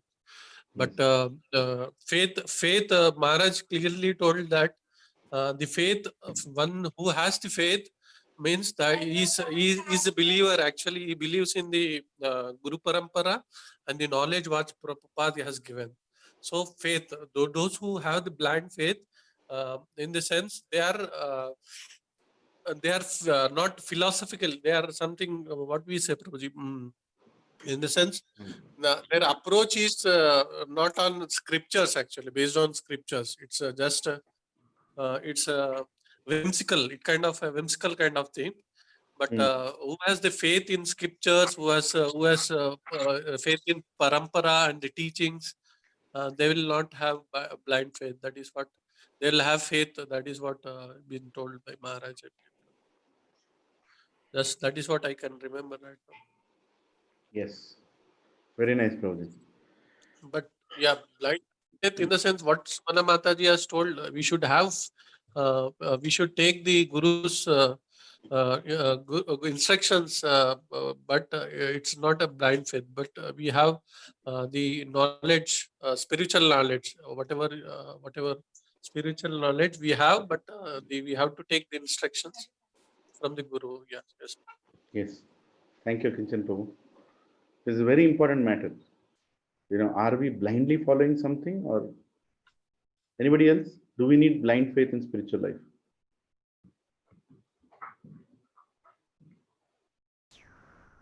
Prabhuji, I think it's okay to start with blind faith. As we go further on some matters, we will get clarity if we follow the process. That's what I feel, Prabhuji. Even for small things like offering food to God, I saw that people who just took the instructions and just followed, right? They don't know whether what Tulasi is doing, whether Tulasi is really required, but they just followed as per the process. And slowly, as they were following the process, they learned up on so many things, and they started feeling really good about it, and they really started believing in it. So sort of they started with a little faith, or a 0 to little faith, and then their faith increased because they started like that. And otherwise, if somebody says, let me get 100% faith, then I will follow, that might never happen, Prabhuji. That might never happen. Even chanting, even people are not understanding what those words mean. What is Hare? What is like that? A lot of people ask me, Prabhuji. I could answer the questions to the best of my capabilities, depending on what you have told, what I have read. But at the end, I said something. You know what? Just to do one round, and then you will start feeling yourself. If you follow it for 20 days or 21 days, and if you didn't feel anything, then we'll talk, because it's not in my capacity to completely make you understand. Krishna has to reveal himself to everybody. It's not in my words, it's not in my articulation, it's not in my preaching capabilities that I can convince someone, but Krishna has to choose you and decide, okay, let me give the gyan to this person, and let me make this person understand. If that doesn't happen, then there is nothing I can do in any language that I could be really good at. So I don't know how good the blind has a very wrong, blind faith has a very wrong connotation, but sometimes it's actually okay to have blind faith. We had blind faith on so many people before also, Prabhuji. We blindly trusted our parents. We blindly trusted our teachers. We still blindly trust the guy who rides our buses in bus journey. We still blindly trust the guy who runs the train when we sit inside. And so can be told about aeroplanes and everything. It's not such a bad word at all. It's just a broader faith that we have, that all of us are human beings, and mostly we are interested in each other's well-being, and that's good actually. Yeah. So you're saying blind faith is needed also. Yeah. Yes. Anybody else? Hare Krishna, Prabhuji. Prabhuji. Yeah. To begin with, you need element of faith and trust. Once the link is established, you just have to have only blind faith. See, Very well. you don't have to worry about faith anymore. Once the link is established, you blindly follow it. Yes. Yeah, that's what I think. Yeah. All your answers are exemplary. In fact, you're repeating what just Sumana Mataji also told. That in the beginning, we evaluate and then we follow. Right? Okay. Anybody else? I want everybody to speak.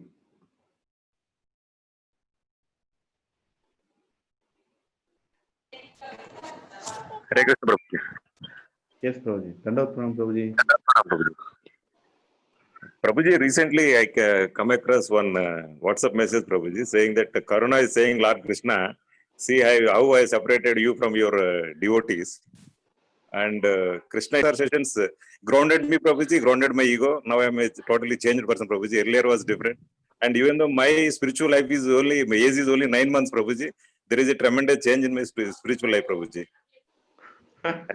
what so many gurus could not do, what so many preachers could not do, one invisible virus could do. Yes, Prabhuji. That is Krishna. That is Krishna. I'm not telling about you, bro. I'm generally saying, so many people, chant, can't, all that. And when this beautiful looking round spiked virus comes and everybody chants, Hare Krishna, Hare Krishna, Krishna, Krishna, Hare Hare, Hare Ram, Ram, Ram, Hare Hare. But every devotee's house, every house is made as a temple, Prabhuji. In my case, it's true, absolutely true, Prabhuji. No doubt at all. Thank you for sharing, Shivaji Prabhu. Yes. So, blind faith, right? So, all your answers are so right and so true and to the point. I'm really grateful. I have also learned some new things while you have shared. What I would like to add here is we are not following the blind. We are not following the blind, but we are blind to follow when we find the right person, right? There is a big difference there, right? So we are not following the blind. If you follow the blind, you'll definitely go into the ditch. So we are sure that the person we are following is following the right path.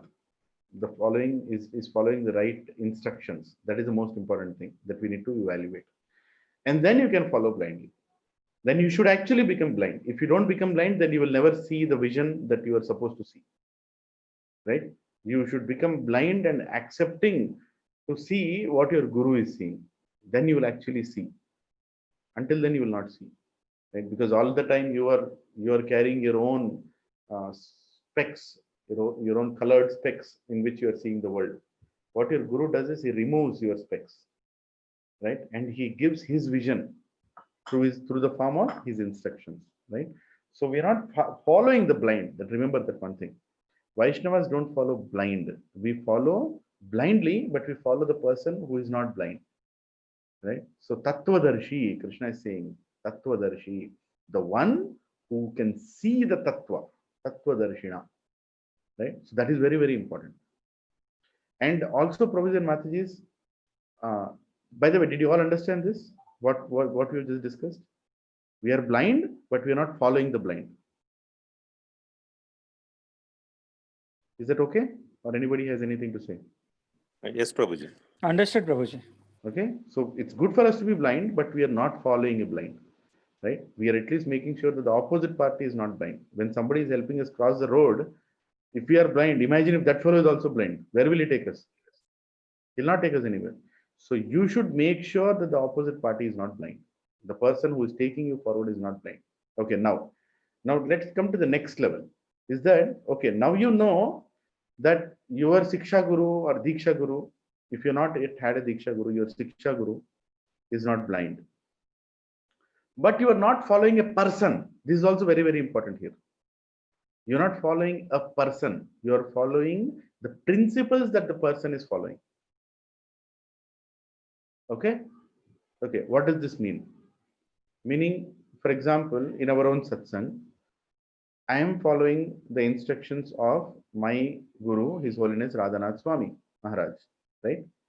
And he is following the instructions of His Divine Grace, A.C. Bhaktivedanta Swami Srila Prabhupada. Whatever I'm speaking is coming through that disciplinic succession. Okay? Nothing is mine. And I'm also following the Siksha Gurus who have helped me in my spiritual life. And they are from various Gurus. They are from Radhanath Swami Maharaj, some are from Jayapataka Maharaj, some are from Gopal Krishna Maharaj. Right? Their gurus are different, but we're all following the principles that has been given by the disciplinic succession. We are all following the instructions that is coming in the disciplinic succession. It's very important that we are attached to the principles and not the person, because a person can fail any day. And your spiritual life should not be dependent upon a person's failure to deliver the instructions or not. Okay? Because material life, Maya is very strong. All of us will be tested one day. Everybody will be tested one day, including. Sorry about that. Sorry, this is from the farm, so I have to take it. I'm so sorry. 1 minute. Hello?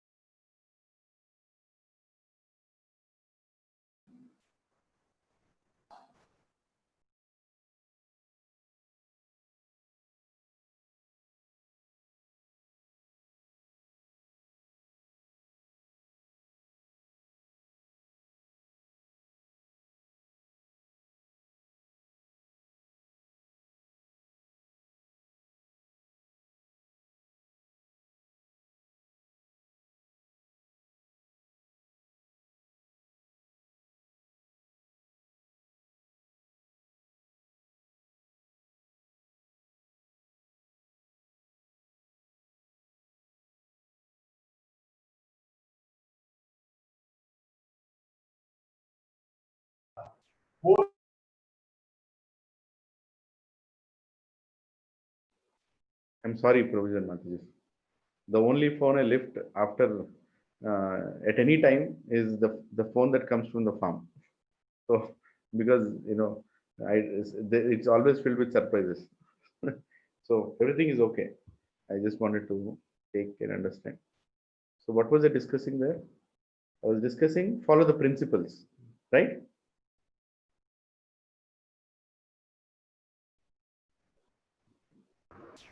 Can anybody? Yes, Prabhuji, person versus principles. Yes, Prabhuji. Yes, yes. So that's a very important thing, Prabhuji. Okay, Mataji. Your spiritual life is stable when you're not following a person. You're following the principles the person is following. Because person is, you're following a very, very weak element in spiritual life. It's, of course, the person who perfectly follows the principles is already empowered person that you're following. But don't get attached to a person itself. Attached to the principles, because tomorrow the person might leave. When I say leave, I'm not saying you leave Krishna consciousness. He might leave this planet. He might leave this planet. So what will you do? You will leave Krishna consciousness also? No, you will follow the principles that the person was following, right? And some cases, unfortunate cases, Krishna's Leela only that, sometimes some devotees also go through some difficult times. They also leave Krishna consciousness. It has also happened in our society. But the persons who were dependent on that person made sure that they hold it on to the next available shelter, right? Because if you are thinking that your Siksha Guru is perfect, then you are, I mean, you should know that he's perfect. Yes, he's perfect, but he is also a person. He is also dependent upon his Siksha Guru and his Diksha Guru. We are in a disciplinic succession. Right? Always remember, never follow a person, even if it is, for example, in this satsang, I am serving you all, I'm trying to serve you all. In this process, I'm also learning. But if I am wrong, doesn't mean your spiritual life stops here, right? And if I am not inspiring you enough, doesn't mean that your source of inspiration is blank, right? It is you and your initiative that will take you back to Krishna. And Krishna tests that also. Krishna can even test that. Keeping me in the center, saying that, okay, this fellow is not good enough. Now what are you going to do? Now we'll just relax, saying, okay, itna hi ho sakta hai. This is all I can do. Should I relax now? No. This is now your turn to become more serious and ask for the next person who can take you forward. Right? With all due respect to what you received, with all due respect to what you received from the current person, you don't stop there. Keep going forward.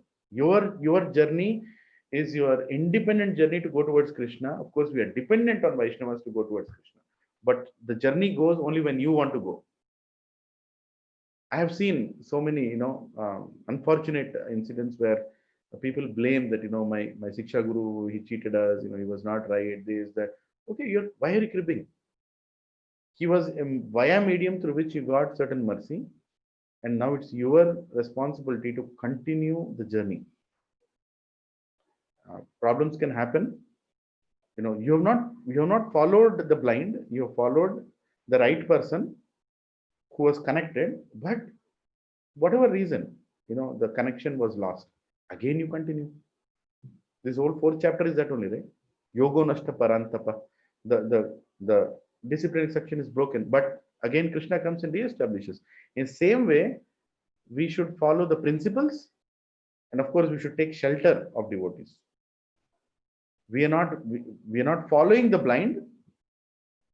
We should be blind to accept the instructions when we know that we are not following the blind, but at the same time we should not just follow a person, but try to follow the principles the person is following, because disciplinic succession is higher than any person.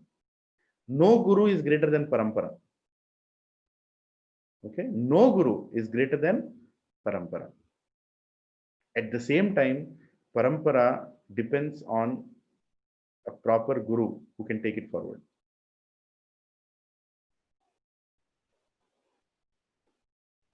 Did you all understand what we are discussing?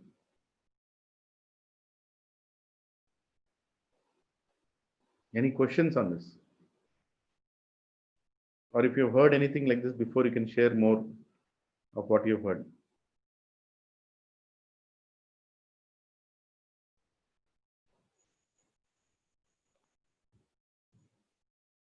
Prabhuji's, Mataji's? Understood, Prabhuji. It is very clear. Yeah. Right? Yeah. So this should be very, very important, Prabhuji. Because many times, many people's spiritual life is devastated. The moment they get to know that their Siksha Guru who has brought them to a certain stage has faced some, what do you call that? He has fallen down. You can even say he has fallen down. But that should not stop you. That should not stop you, because you were never following the blind. You had a reasoning and you're following a disciplinic succession. You're following a parampara. That's why when we say that if you follow a parampara, you'll go back to Godhead, is because the parampara is highest. Right? My behavior, my understanding should not constrain you from your progress. That is very, very important. In the same way, when you start preaching to somebody, you should make sure that you connect them to the parampara. It's very, very important. Very, very important.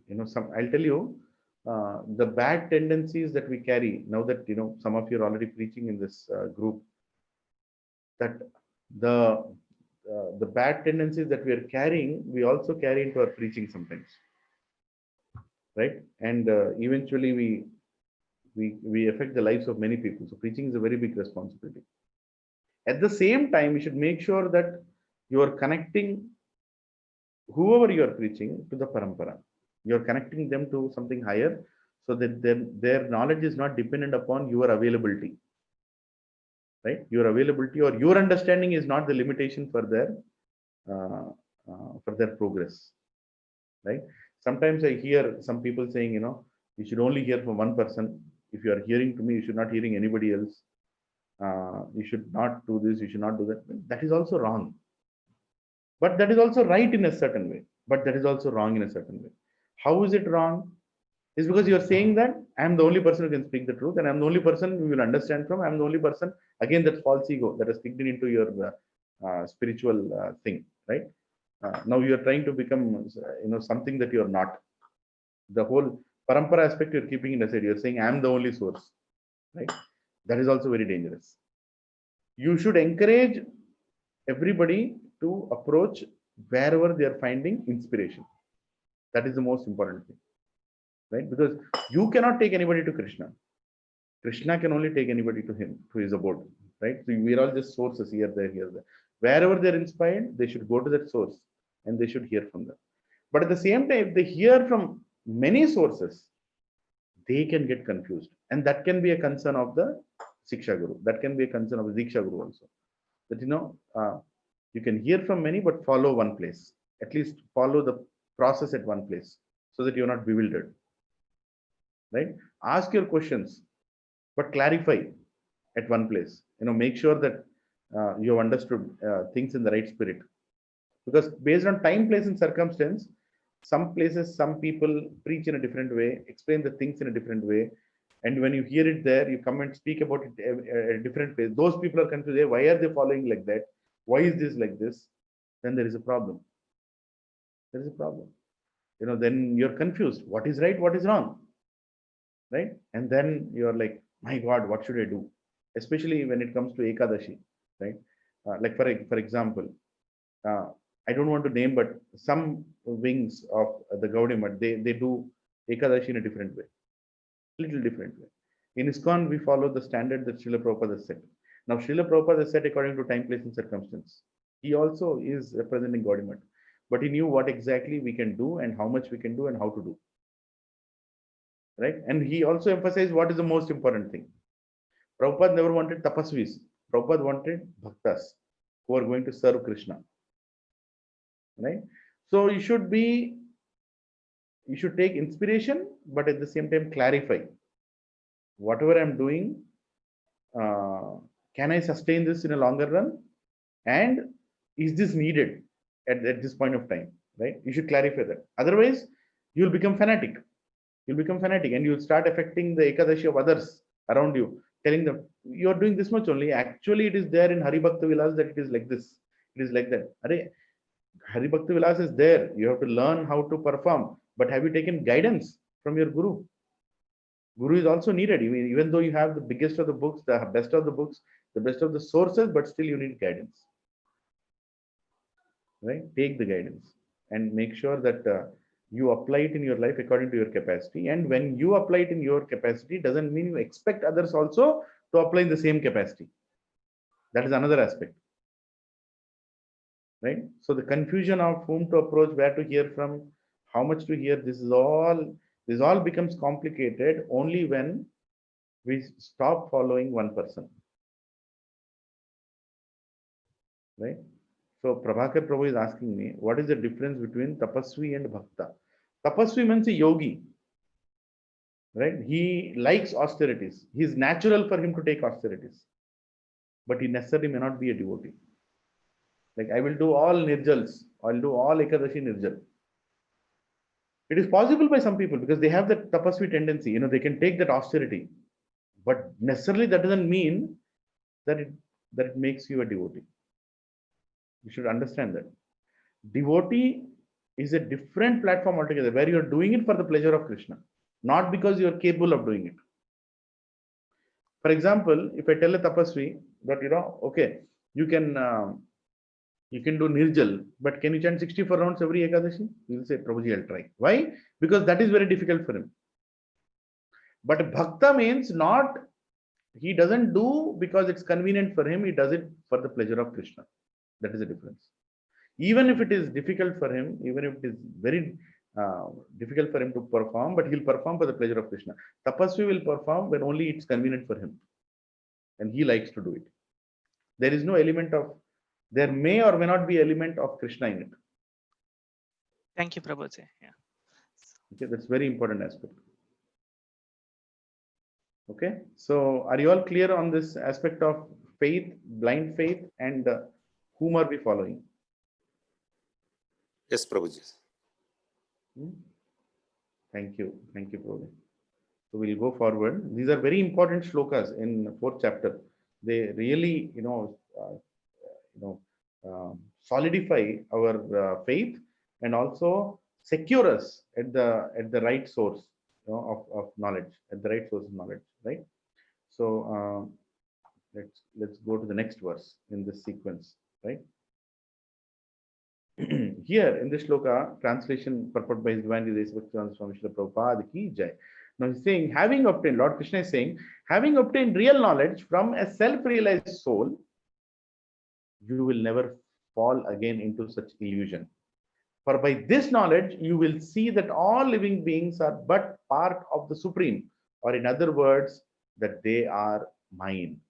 Krishna is in one of the initial verses where Krishna is saying that he is the Supreme Personality of Godhead, very clearly. Atmani atho mai. Mai means what? In me. Now, is this person a tube light who is speaking, or is it a person who is speaking? Krishna is a person. He's speaking. He's very clearly saying that you are all coming from me. Right? And if you go to a perfect self-realized soul, you will never lose the knowledge that you are all coming from me. A self-realized person will connect you all to me. Krishna is saying so clearly. Right? I'll once again read the translation. Having obtained real knowledge from a self-realized soul, you will never fall again into such illusion, for by this knowledge, you will see that all living beings are but part of the Supreme, or in other words, they are mine. Right? So you will see everything, as Krishna's mercy only. Now I'll read some sections of the purport. It's a beautiful purport. Please focus. The results of receiving knowledge from a self-realized soul, or from who knows things as they are, is learning that all living beings are parts and parcels of the Supreme Personality of Godhead, Lord Sri Krishna. The sense of an existence separate from Krishna is called Maya, that which is not. That which is not. Okay? Everybody is part of Krishna. Tell me, are Muslims and Christians part of Krishna? Yes, Prabhuji. So how come if I go and tell a Muslim that become Krishna conscious, they don't get inspired? How come? Or if I go and tell a Christian become Krishna conscious, they will not be inspired. In fact, they'll say you're trying to convert us. How come they're not inspired?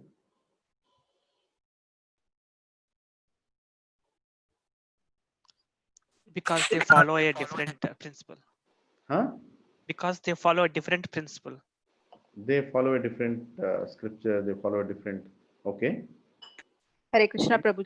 Because they have only one guru or one God, and they actually believe in them blindly. Okay. My question again, I'll repeat. How come when I go and tell them that follow Krishna consciousness, Krishna is the source of everything, you're all coming from Krishna, they don't accept it? Right? So why?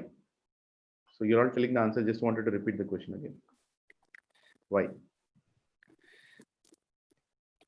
According to time, place, and circumstances, according to time, place, and circumstances, people will not be able to understand something. Okay. Because that's why Krishna reveals only some portion to them. Okay. Not everything is revealed. Okay. Yes. That's Right. why if you give a higher knowledge to a person who is not ready, he will not be able to take it. Okay. So you're saying they may not be in a situation to accept this truth. Yes. Okay. Anybody else? Prabhuji, this is also true for Hindus as well. So, because so many people actually, right? So in my family as well. So they don't believe that Krishna is the supreme. Okay, and I think it is coming from probably from ignorance, probably from because they don't know the scriptures. But then Muslims and Christians have a follow different scriptures, so they would not know. But even Hindus don't follow and don't know about the scriptures, and it is. Yes, you're right. You're right, Sunil Prabhu. Yes. My next question was going to be that you already brought it up. And my next question was, forget about Muslims and Islam or anybody, Islam or Christians. What about us? How come when we go and tell our relatives that Krishna is Supreme Person, why are they not able to accept it? Yes, Prabhuji, Siddhi Prabhu is right. We also forgot Krishna just before coming to Krishna consciousness, right? We are also in the same situation. Just like that, they are a little far away, we are a little nearby, but everybody, we just forgot that we are part of Krishna, and some people realizing, some people are not realizing. Yeah, I'm still waiting for the answers. So my question, if you all have heard again, I'm again repeating. How come when I go and go and explain others that Krishna is Supreme Personality of Godhead, why are they not accepting it? Hare Krishna. Hare Krishna. Go ahead. Yeah, go ahead. Yeah, Prabhuji, maybe they are in the ignorance mode. They don't believe, or they are basically godly conscious, and moreover, they don't have the mercy of Krishna. That's why they can't understand who is They don't Krishna. have the mercy of Krishna. Okay. Hare Krishna, Prabhuji. Subhara Prabhu, they are not ready yet. Yes. Yes, Mataji. Because they are so much like we are so much tuned from generations together, like it is coming from our forefathers or grandfathers, like they're following one belief and it is passing on to generations together, and we are so tuned that we cannot accept any other thing. Mehak Mataji is saying, yes, Mataji, you're right. And Mehak Mataji is saying only those can understand Krishna to whom. Wait a second, it just went away. Okay, Krishna. Okay, only those can understand Krishna to whom he reveals himself to, and that is who are and who become his devotees, and no one else can understand him. Yes, that is also right. Ye thamam prapadyante tam satayo bhajami. Yes, the way you approach me, I will reveal myself. We have voluntarily chosen not to listen and accept. Yes. Okay, I'll repeat my question one last time. I am trying to tell others that Krishna is the Supreme Personality of Godhead. You all belong to him, but they are not accepting. Why? Yeah. Anybody else? Suma Mataji?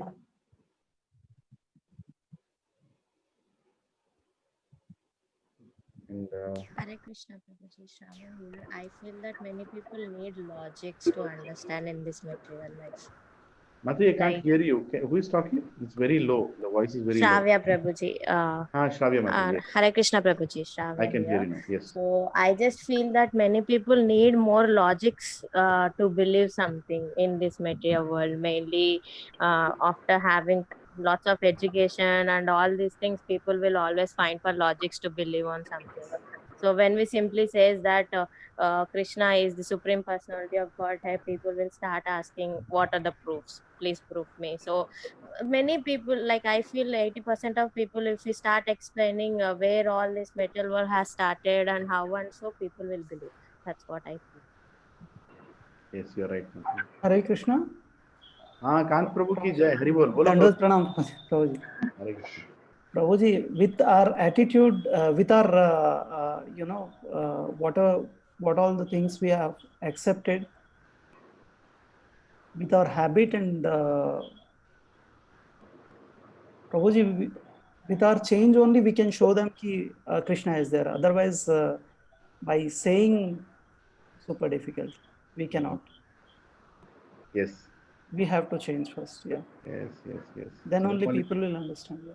Correct. Thank you, Kant Prabhu. We are getting to Hare the other side. So Chandramali Prabhu is saying, I feel, let me just read that. So he's saying, I feel they're following their own way in blind faith. We don't agree, Prabhuji. Yes, of course. Yeah. Any other answer? Prabhuji, that's what I was also going to say, Prabhuji. In my experience, one category of people who don't accept are the ones who think that somebody else is supreme, right? Most of the people who think that Lord Shiva is the Supreme Personality of Godhead, and when we say that Krishna is the Supreme Personality, they don't want to agree. The second one is people who don't already know and believe that Krishna is the Supreme Person. They're very scared of having to make changes in their life because of this knowledge. They're very scared. They don't want to make any change and cause disruption, and they think it's going to trouble them. It's going to cause them more trouble and more work. They just want to be complacent. I'm good with my thing. I'm not harming anyone. I'm not like hurting anyone else. I'm just fine. I'm doing the good things. Okay, so I'll try to answer. I mean, I'll try to add to your answers, right? So all of you told. But so my question again was what? My question was, if I try to go and give Krishna consciousness, or go and tell people that Krishna is, you are, for all you also, Krishna is the only source, why they're not accepting, right? Simple reason, I don't have Krishna to give them Krishna, right? Often our tendency is first we see what the other person lacks, but what about me? Do I have Krishna to give them Krishna? How come A.C. Bhaktivedanta Srila Prabhupada went to America and gave Krishna to everybody? Westerners, Muslims, Christians, Buddhists, atheists, hippies, everybody took Krishna from Prabhupada because Krishna was because Krishna was with Prabhupada and Prabhupada carried Krishna in his heart. Purity is the force. Purity is the force. Instead of we judging why the opposite person is not taking, I think the most important thing that we should understand is, do I have Krishna to give them Krishna? Because if I have Krishna, then I can give them Krishna. And they will actually accept Krishna. So this is another aspect that we should also remember. What you all told is right. Why they don't accept Krishna, they can have hundreds of reasons. Well, that is why you are telling them now that accept Krishna. But they will accept Krishna when you are able to give Krishna. That is the greatness of great acharyas, that they could give Krishna wherever they went. Why a person like me sitting here cannot give Krishna to others is because I don't have Krishna. And I know that I don't have Krishna. I can only represent the message of great acharyas who are giving Krishna. That is also an important element, which I think Lakshmikant Prabhu touched upon a little. That only with our example we can give it. Right? Because often we get into this tangle, right? Oh, this person is not accepting, he's not accepting, they're not accepting. Well, they're not accepting because you're not giving them. You don't have Krishna with you. How can you give? If I have 500 rupees in my pocket, I can give you 500 rupees. If I don't have 500 rupees, it's an empty pocket. How can I give 500 rupees? First, I should keep 500 rupees here. The same way, Prabhupada told, books are the basis, but what is the force? What is the force? Purity. Books are the basis, purity is the force. And utilization is the principle, Prabhupada told. These beautiful, important statements we should never forget. That when we represent parampara in a very submissive way, understanding that my guru has Krishna and I want you to connect to my guru, I want you to connect to parampara, I can tell you, Prabhuji, you will give Krishna to them. But when you approach them thinking that I can give Krishna to them, you will fail. Krishna will make you fail. This is the most important principle in seva and in preaching. If we think we can give Krishna to somebody, already the first step is gone. You have cut the connection of transformer to the plug. Remember that example? Krishna is coming through the electricity lines, parampara, one by one pole. It is coming to your house. Ultimately, it reaches to you through an electric plug. That electric plug is Guru. But if the Guru cuts the connection behind, then that plug just becomes dummy. We can give Krishna to others when we are not connecting others to us, but instead we are connecting it to the source from which we have got it. Then our preaching is very effective. Then our explanations are very effective and people will actually get it. They will actually follow it. Right? So our example is the most important thing, and we should know always that it's our gurus who actually have Krishna. Oh hey Vaishnava Thakur, if you sing that song, what is Bhaktivinoda Thakur saying there? Saying you have Krishna, you have Krishna. Please give that Krishna to me. Please give that Krishna to me. I plead you, Gurudev, please, you have Krishna, please give that Krishna to me. Otherwise, there is no hope in my spiritual life. But you have Krishna, you are carrying Krishna everywhere. Please give that Krishna to me. And that person who carries Krishna with him is Guru. Right? And when we try to go out and try to give Krishna to others, we should carry our Guru with us. We should carry our Guru with us, and we should carry the principles the Guru has given and the parampara that the Guru has introduced us to, and we should go and give it to them and pray intensely that Prabhupada, please help this person. I'm trying to repeat what you have told me. I'm trying to repeat my best. Please help this person. And when you cry with that prayer for that person, Krishna will go into his heart. Because now you're connecting a person who has Krishna to a person who wants Krishna. And you are just a via medium. You're not judging that, that person is not accepting because, of time-based circumstance. That person is not accepting because of, they have other beliefs. Their person doesn't matter. Whatever that person is, whichever state that person is, if you connect him to a person who has Krishna and who can actually give Krishna, then once Krishna transmits through you to that person, his life changes. His life has to change. There is no question about it. The greatest principle, if you see, of all Prabhupada disciples is they always bring Prabhupada into our lives. Have you seen that? Every single spiritual master in our society brings Prabhupada into our lives. Nobody tries to bring himself. Every guru. And that is what is the success of our movement. And that is why those gurus are also so great. All the disciples of Prabhupada who are representing Prabhupada are also so great because they are following the same mood that their Guru Maharaj had followed when he spread the Krishna consciousness movement. And we are mere representatives of the same principle. Completely agree with you, Prabhuji.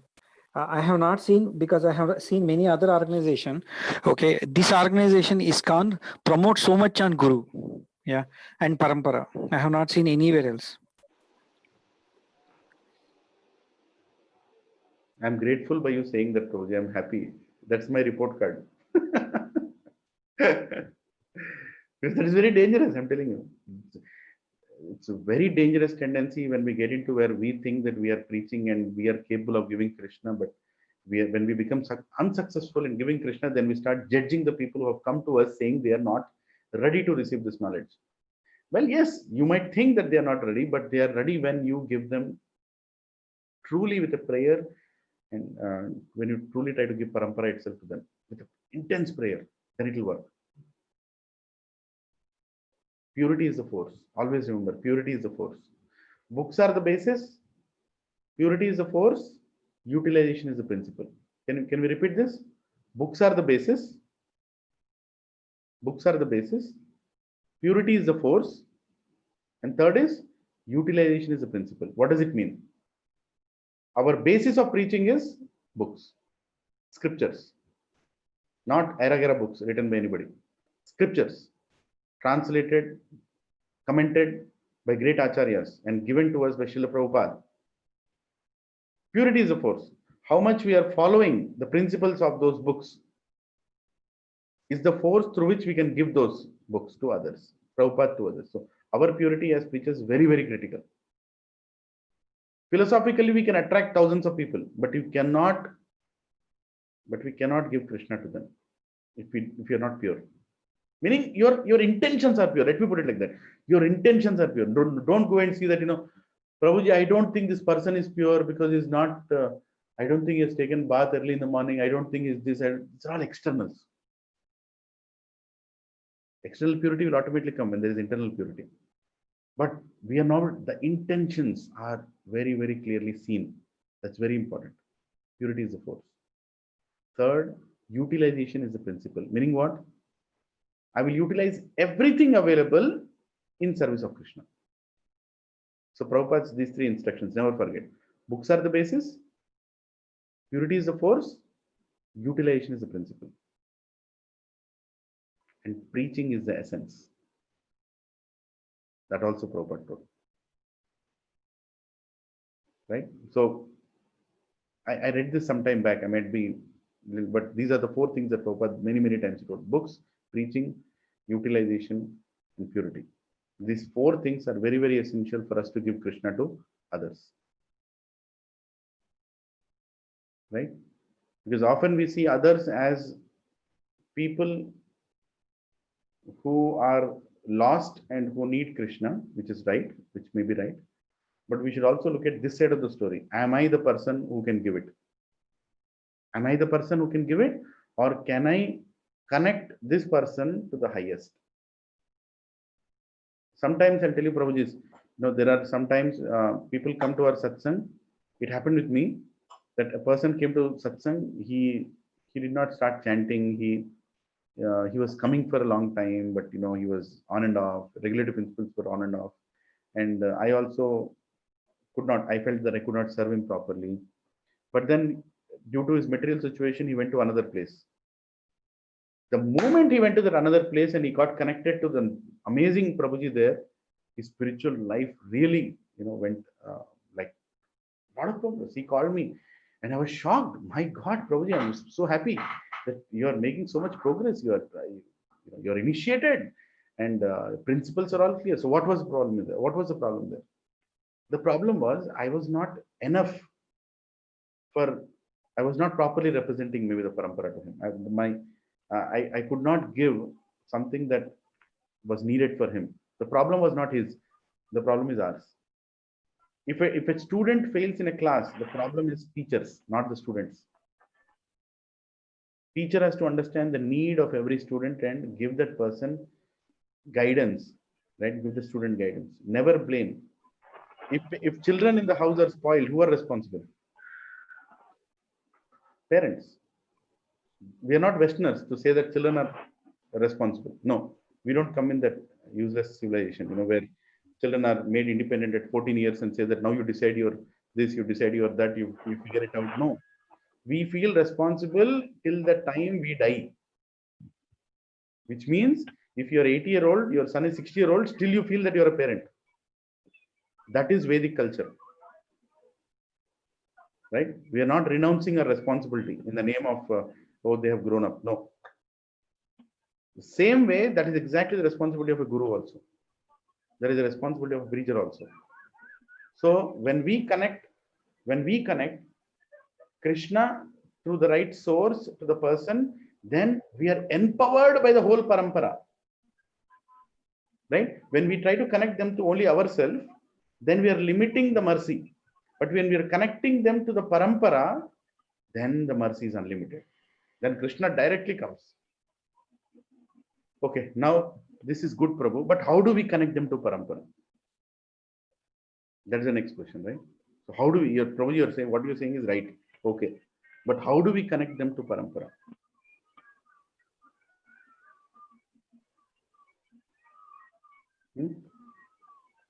Okay, Prabhu, I'm not ready. I'm not having Krishna with me, so I cannot give Krishna to others. So does it mean I should stop preaching? Does it mean I should stop service? Then and how am I supposed to connect?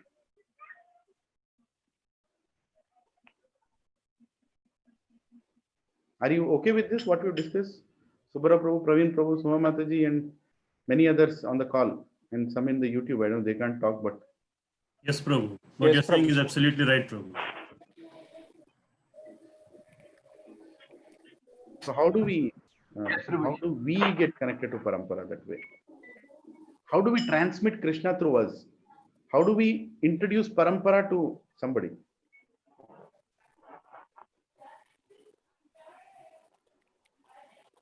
First, we should 100% do. Yes, that is the answer. Yes. We should follow the parampara. We should be eager to learn the Vaishnava etiquettes. We should be eager to learn the Vaishnava etiquettes. We should be eager to serve the Vaishnavas. We should be eger to hear. We should be eager to serve. Then automatically our... One second, I'll just mute. I think some people are talking. Yeah. Did I? Yeah. Okay. right? So we should clean our ground first. We should we should continue to do that. Not that it is only done once. We should have a reality check. What is going on with my spiritual life? Where am I struggling? What is the attachment that is still not leaving me? Where am I falling down again and again? Let me try to take shelter of Krishna. Always begging, pleading, taking shelter of Krishna is very, very important. Always begging, always begging. A beggar. What does a beggar do from morning till night? He keeps begging. If you learn the art of begging, you'll go back to Krishna, because that is what is needed in parampara. Beg for the mercy, understand, and humble yourself. Humble yourself, saying, I need help. I need help. When you think that you don't need help, then you stopped all mercy. Stopped all mercy. Right? So we should first make ourselves clean our ground and make sure that it is clean enough that Krishna will come. Isn't it? How do we represent parampara? We clean our ground and allow the parampara to keep Krishna here. And then we can give Krishna to others.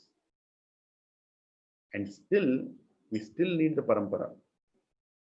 We still need disciplinic succession. We still need a guru. There is never a time in our spiritual life when we don't need a guru. Keep that principle clear in our minds. Not that, oh, I have understood everything. I have understood the essence. Now I don't need to attend classes. Now I don't need to go to anybody for guidance. I think I'm all set, Krishna. I've understood you. Means, what did you understand? Krishna or Maya? Maya. Krishna is in the hearts of pure devotees. He is not your property that you understood him and he is yours. He remains in the heart of pure devotees. And pure devotees are always dependent on the mercy of pure devotees. They're always in association with pure devotees. Prahlad Maharaj is asking, I want to be in association of your devotees. Dhruva Maharaj is asking, I want to be in association of your devotees. Every single person who met Krishna, who saw Krishna, did not just say that Krishna, take me with you. He said, please keep me in association of your devotees. And through that, we can actually give Krishna. Through that, we can give Krishna. Otherwise, we can't give Krishna to anybody. I know Prabhuji, I heard about him. I didn't know how he does it. Okay. So this Prabhuji's name is Shri Krishna Chaitanya Prabhu. Shri Krishna Purushottama Prabhu. Yes, it's a big name. Right? Shri Krishna Purushottama Dasa. His name is like that. So he serves as a book distributor in San Jose, in Mountain View Temple, right? And I heard amazing glories about him. I spoke to him a couple of times, but I amazingly heard a lot of glories about him. You know what is his specialty? He distributes 2 to 3 Bhagavatam sets every week. Right? 2 to 3 Bhagavatam sets every week. And it's not that he has techniques to do it. He just goes and speaks to people. And when you see him speaking, which I saw when I was talking to him, you can feel that he's carrying Krishna. He's carrying Krishna. He will go, knock the door, and he'll look into the opposite person's eyes and he will say, please take Krishna. Krishna is Bhagavatam. Please take. And purity is the force. He's a disciple of His Holiness Bhakti Raghav Swami Maharaj. Right? Yatha Guru Tatha Shishya. He's a great sannyasi in our movement, Bhakti Raghav Swami Maharaj. And his disciple is also like that. He's sincerely following, the instruction of his Guru. So he can actually give Krishna. And people take Bhagavatam sets. The whole set they will take, just by hearing to them that Prabhuji, just looking at his humility, we cannot enact it, we can't fake it. We can't fake it. He is carrying Krishna with him. Prabhupada carried Krishna with him, so he could give Krishna everywhere. Everywhere he could give Krishna. And there are some great sannyasis in our movement who are giving Krishna everywhere. His Holiness Indradunya Swami Maharaj. His Holiness, we lost Bhakti Charu Maharaj recently. What is the greatness of these great sannyasis? They can give Krishna everywhere. They are empowered because they are so deeply connected to parampara, and Krishna is flowing through the parampara into them, and they can change the hearts of anybody. One of the most important qualification we should have, or understanding we should have when we are preaching especially, is don't judge the opposite person, judge yourself first. Because the opposite person is sent by Krishna. Krishna thought you will serve him, but you are not serving him properly. That's your problem. So what you are supposed to do then? You are supposed to connect that person to the right source. If you are not able to serve properly, then you are supposed to connect that person to the right source. And that is the real service.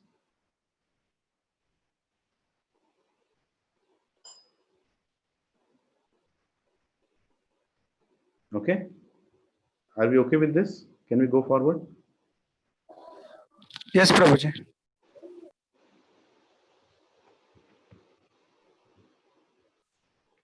Is it too heavy? Is it okay? I mean, because I'm today's session I'm discussing more about Guru Tattva, and because Krishna is speaking about discipline and succession. My focus is more on preaching today. No, it's perfectly good, Prabhuji. Prabhuji, I have one doubt here, Prabhuji. Yeah, Chandramal, Hare Krishna. At the time of Prabhupada also, not everyone accepted, right? So at that time, can we think like that those who are having the mercy of Krishna, they only accepted? Yes, that's a very good question. So even at the time of Prabhupada, not everybody took Krishna consciousness. Externally, they may not have taken Krishna consciousness then, but later on, they might have actually taken Krishna consciousness. That we don't know.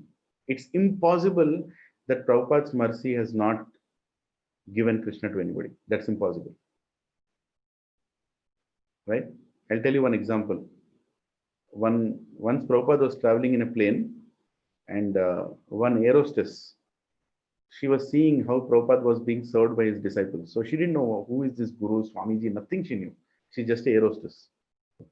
And Prabhupada was given some fruits, and Prabhupada was eating that fruits, and this air hostess just walks to Prabhupada.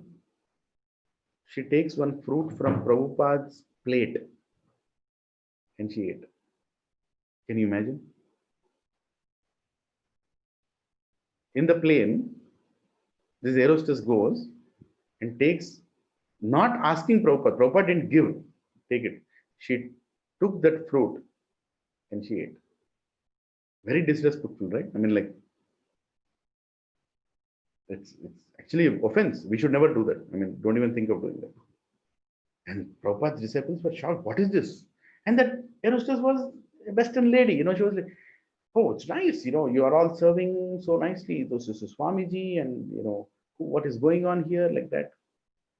And then his disciples, Prabhupada's disciples were shocked, but Prabhupada was not touched. Prabhupada just looked at her like this. You take more fruits. He gave one to three more fruits. And that lady didn't do anything more. She just took that fruits. And then the story stopped there. And of course, the disciples, I think they asked for milk, and she tried to facilitate that. She brought some milk within the air, in the plane. I don't remember the full pastime. I heard this pastime long time back from a sannyasi, So now what happened to her? Now Prabhupada didn't even instruct her. She just ate Maha Prasad without the permission of the Acharya. And later on, Prabhupada himself gave something. Now, if Prabhupada had Krishna and Prabhupada looked at her, did anything happen to her? Many years later, after Prabhupada left, many years later, somewhere in Brazil or South America, I think it's Brazil only, where preachers were going house to house doing book distribution. And they happened to go and knock this door of the house, where this lady opens the door and she says, I'm so happy to see you all. Please come inside. And they're like, I mean, they are seeing devotees for the first time, and that town maybe first time they are going to do book distribution, and this lady is inviting them inside the house. And they go inside, and every nook and corner they see Prabhupada's photos. And they ask her, how did you get inspired to hear from Prabhupada? We don't even have a temple here around. We're just starting in this area, that part of Brazil, by the way. And she says, this story that I am the air hostess who took this prasad from the plate of Prabhupada, Swami Prabhupada, such an ignorant person I was. But after that, I could only see him everywhere. I've bought his books, I'm reading, I'm chanting, I'm desperate for association. I don't have anybody outside, but his books are my only association. I am so happy to see today devotees are coming and you're all going to create something here, and I am absolutely there to support you. Right? So what happened here? Pure devotee association never goes waste. Sadhu Sangha, Sarva Shastrakaya, Lavamatra Sadhu Sangha, Sarva Siddhihaya. Chaitanya Mahaprabhu is saying. We may not be able to see what happened to the people who met Prabhupada, but Krishna is not going to leave any single person who has met Prabhupada. Right? Sometimes, if not in this life, next life. The connection has been established. All of us in this satsang right now are also connected to Prabhupada. And this connection is going to continue. Prabhupada will not leave us. Krishna will not leave us. Krishna is very difficult to come in our life, but to remove him is very, very difficult. Right? I heard this from, I think, Gaur Gopal Prabhu, where he said, not Gaur Gopal Prabhu, some other Prabhuji, I think Govind Prabhu, he was saying that Krishna stands like Tribangi, like this. His head is twisted, his kamar, his waist is twisted, and then his legs are twisted. Three sides is twisted when he stands. And to pierce that three-sided knife into our heart is very difficult. It go like this, then move it, then like this, then move it, then like this, then move it. So it's very painful to take Krishna in our life. Very painful. Chanting 16 notes is difficult. Leaving onion garlic is difficult. Eating only prasadam is difficult. Attending satsangs is difficult. Learning Sanskrit shlokas is difficult. Learning bhajans is difficult. Speaking humbly all the time is difficult. Acting humbly is difficult. Everything is difficult till the time he goes inside. But once he goes inside, it's very difficult to pull him outside again. Very difficult. Krishna will take over. Same is the case of Srila Prabhupada. Everybody Prabhupada touched have become Krishna conscious. Of this there is no doubt. Or will become Krishna conscious. Of this there is no doubt. Did I answer your question, Chandramali Prabhu? Yes, Prabhuji, 100%. Prabhuji, one question may not be very related to this. Okay, Arjuna has completely listened about Bhagavad Gita, okay, from Krishna. But in Mahabharatam, it is mentioned that Arjuna has reached Swargaloka. He has not. It is mentioned in multiple places of Mahabharata that he reached with and also Dharmaraj. Yudhishthira reached only what is that, Swargaloka. Why it is like that? But Swargaloka is not ultimate, right? But they are very close to Krishna and they followed everything what Krishna says. I heard this story as well, but I want to ask, where did you read this? Where did you hear this? Wherever I have seen Mahabharata, that is what is written. You have seen Mahabharata. Where did you see? No, not seen, read. Okay, the Telugu version of Mahabharata, okay, which is written by Nannaya, Tikkana, Errana. Those three. Yeah. No, all due respect to all of them who wrote it, but you have to hear it from the acharyas at the end. Stories, external aspect is one thing, internal aspect is another thing. Right? Maybe what they wrote is true as per whatever that they have understood, but that doesn't stop there. Pandavas and Krishna are eternal associates, Nitya Siddhas. They're never separated from Krishna. Wherever Krishna goes, Pandavas go with him. Externally, to teach us a lesson, they can be shown that they are going to, they had some impurities, they only went to Swarga or anything like that. But they are eternal associates, Prabhu. We cannot judge what Pandavas are with Krishna. Nara Narayana, Arjuna and Krishna always are with together. Okay, Prabhuji, understood. Okay, so we have to take some guidance there. Even I heard a lot of the stories, but they are also true in a sense that are instructive to us that even being Pandavas, they had to be very careful with their mistakes. Every Pandava had done one mistake. Only Dharmaraj was a perfect, something like that. That was a story with a moral, but that's not the ending. That's not the ending. Similar to Krishna's disappearance, Gandhari cursed Krishna, so Krishna died. This is external. But if you want to understand the disappearance of Krishna, you should read Srimad Bhagavatam, translated by A.C. Bhaktivedanta Swami Srila Prabhupada, 12th canto, end of 11th canto and beginning of 12th canto. You'll understand Krishna's disappearance in the true way. Right? It was not due to Gandhari's curse. The whole reasoning behind Krishna leaving was completely different, and how he left is completely different. Not many people know. There are many stories, external reasons. So we're not saying external reasons are wrong. We're also saying that internal reason is higher. And the internal reasons can only be known by great acharyas. They cannot be known, they can be known by Mahajans, right? Who is a Mahajan? Mahajan means a person who can understand Krishna's activities, God's activities as it is. Okay, so are we okay till now here? Anybody has any questions for what we discussed? Yes, Prabhu. Yes, Haribol. Praveen Prabhu, you're okay? So Mataji? Yes, Prabhuji. Yes, Prabhuji.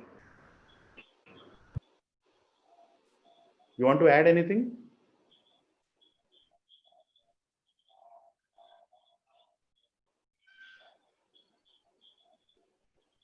No, Prabhuji, you covered everything. I see very sincere souls, in the satsang who are connected from their childhood to Krishna consciousness in direct or indirect way. So I always want to hear from you all also. Don't think that I'm here to tell something that you don't know. I'm blessed to have all of you, Prabhuji. Please forgive me if I told anything wrong.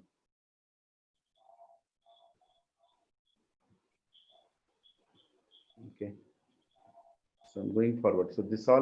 So we discussed this one line here for the last 20-25 minutes. The result of receiving knowledge from a self-realized soul or one who knows things as they are is learning that all living beings are part and parcel of Supreme Personality of Godhead Lord Shri Krishna.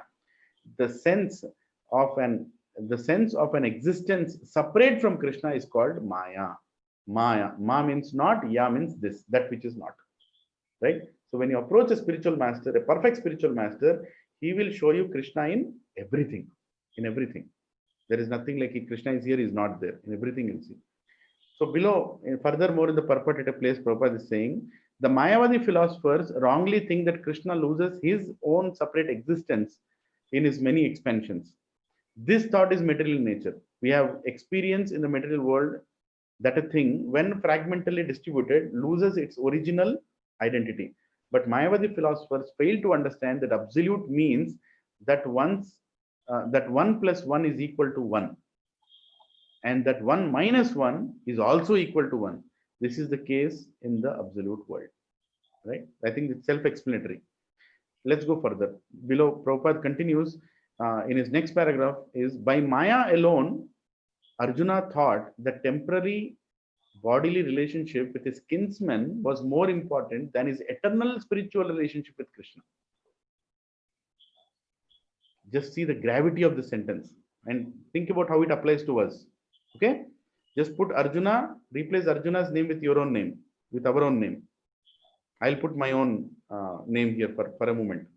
By Maya alone, Lilananda Das thought that the temporary bodily relationship with his family, kinsmen, and is more important than his eternal relationship with Krishna. That's what it means. Meaning we have to see Krishna in our family. Our family is not different from Krishna. Our family is part given by Krishna. Right? And Krishna's instruction is more important because Krishna directly is taking care of our entire family. Further continuing, the whole teaching of the Gita is targeted toward this end, that a living being as Krishna's eternal servitor cannot be separated from Krishna, and his sense of being an identity apart from Krishna is called Maya. So he saw that, I should not do this because I'm doing something wrong, but he didn't see Krishna supporting it. If Krishna is saying it, that means everything is taken care, but he could not see Krishna among his relatives. So that is the reason he was seeing only Maya. Further, the living entities as separate parts and parcels of the Supreme have a purpose to fulfill. Having obtained that purpose, since time immemorial, they are situated in different bodies as men, animals, demigods, etc. Such bodily differences arise from the forgetfulness of a transcendental service of the Lord. But when one is engaged in the transcendental service through Krishna consciousness, one becomes at once liberated from this illusion. Okay? Perfect knowledge. Please hear this conclusion here. Krishna. Perfect knowledge is that Supreme Soul, Krishna, is the supreme shelter of all living entities. And giving up such shelter, the living entities are deluded by the material energy, imagining themselves to be a separate identity. Thus, under different standards of material identity, they become forgetful of Krishna. Liberation means to be situated in one's constitutional position as the eternal servitor of Krishna, Krishna consciousness. Right? So everybody today are deluded. Deluded means they are identifying themselves other than Krishna.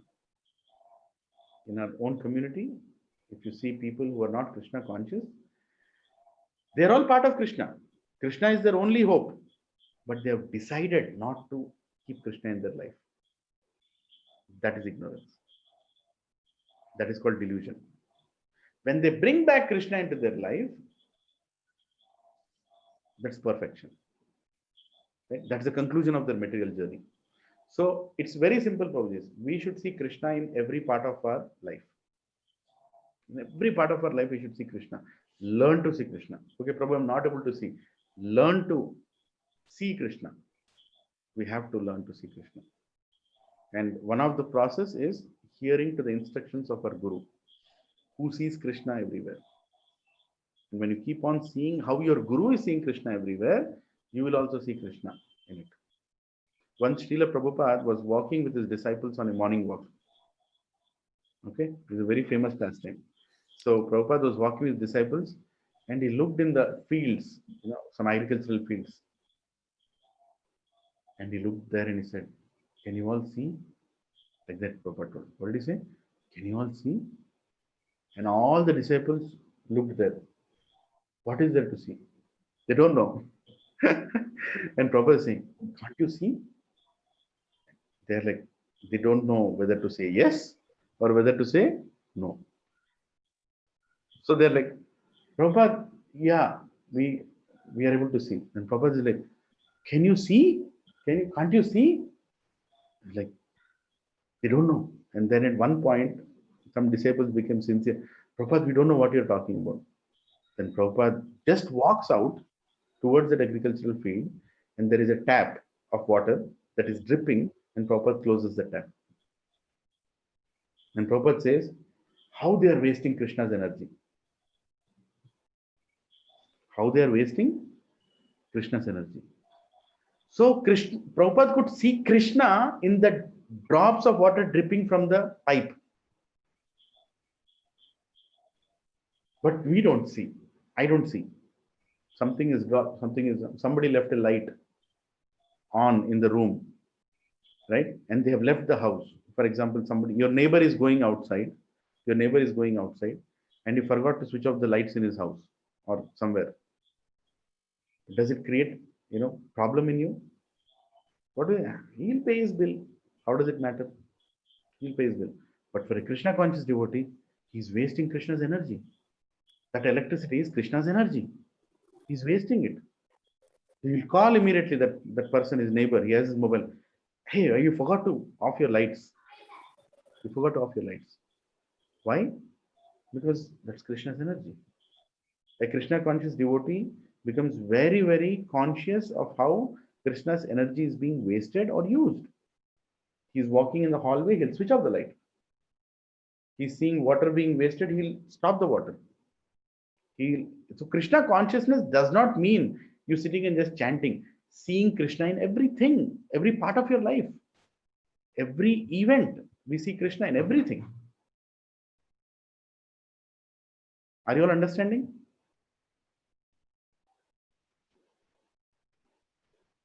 Yes, Prabhuji. Right? So that is the most important aspect. And when Krishna, just some time back I told, why I am not able to give Krishna to others? Because I don't have Krishna. But when I have Krishna, this is how I see the world. And when opposite person sees you, when you really have Krishna, he will take Krishna from you. Be rest assured. He will take Krishna from you because you have Krishna. In everything you are seeing Krishna. Right? In everything you are seeing Krishna. So you can give Krishna to others. But this understanding only comes when you see how your previous acharyas have seen Krishna in everything. Ramanujacharya, he looked when Lord Ranganath is very famous pastime. I think it is Dhanurdas. Yes, Dhanurdas's pastime. This Archa, the Utsav Vigraha of Ranganath Swami was being taken outside for procession, and there is this whole community, whole Srirangam is seeing and dancing, looking at Ranganath Swami coming out of the temple. And there is one person who is just looking at a beautiful girl standing beside him. And Ramanujacharya sees this person. And he sees that this person is only looking at another beautiful girl standing beside him. And when others see Ramanujacharya seeing that person, they tell Ramanujacharya how unfortunate is this person that he is not seeing Ranganath Swami going in the procession, he is seeing that girl. And Ramanujacharya says, I want to speak to that person. Please bring that person to me. And Ramanujacharya is such a great acharya. Not everybody can access him. I mean, access him is okay, but then he calling somebody is not ordinary thing. And if Ramanujacharya disciples are thinking, what is this? Our Gurudev wants to speak to a lusty person who is looking at another woman when the procession is going on. And they call this person, and this person comes to Ramanujacharya, and Ramanujacharya says, what is attracting you in that woman? Asks rather, what is attracting you in that woman? And this person says that Ramanujacharya, what is attracting you in that woman? Her eyes are so beautiful. I am looking for the most beautiful eyes. And she has the most beautiful eyes. I am totally in love with her. I am totally attracted to her. And Ramanujacharya sees Krishna even in this. He thinks if he is so attracted to the most beautiful, he is looking for Krishna. This person is looking for Krishna. And he says, I will show you something more beautiful than those eyes. Will you surrender? That is mercy of a guru. Because he sees Krishna in everywhere. Even in the lusty person, he sees that he is looking for Krishna. Prabhupada once told the taste of wine is Krishna. If you're drinking wine and you realize that that taste is Krishna, then you're Krishna conscious. Now that doesn't mean it's a license to drink wine. But look at the consciousness of an acharya. And Krishna says, the taste of the water is me. The smell of the land is me. Right? So we should remember Krishna at all times. Everything Krishna is there. So this person, Ramanujacharya tells this person, okay, come tomorrow morning to the temple early in the morning when we wake up Lord Ranganath, you come and I will show you more beautiful eyes than his and what you've seen.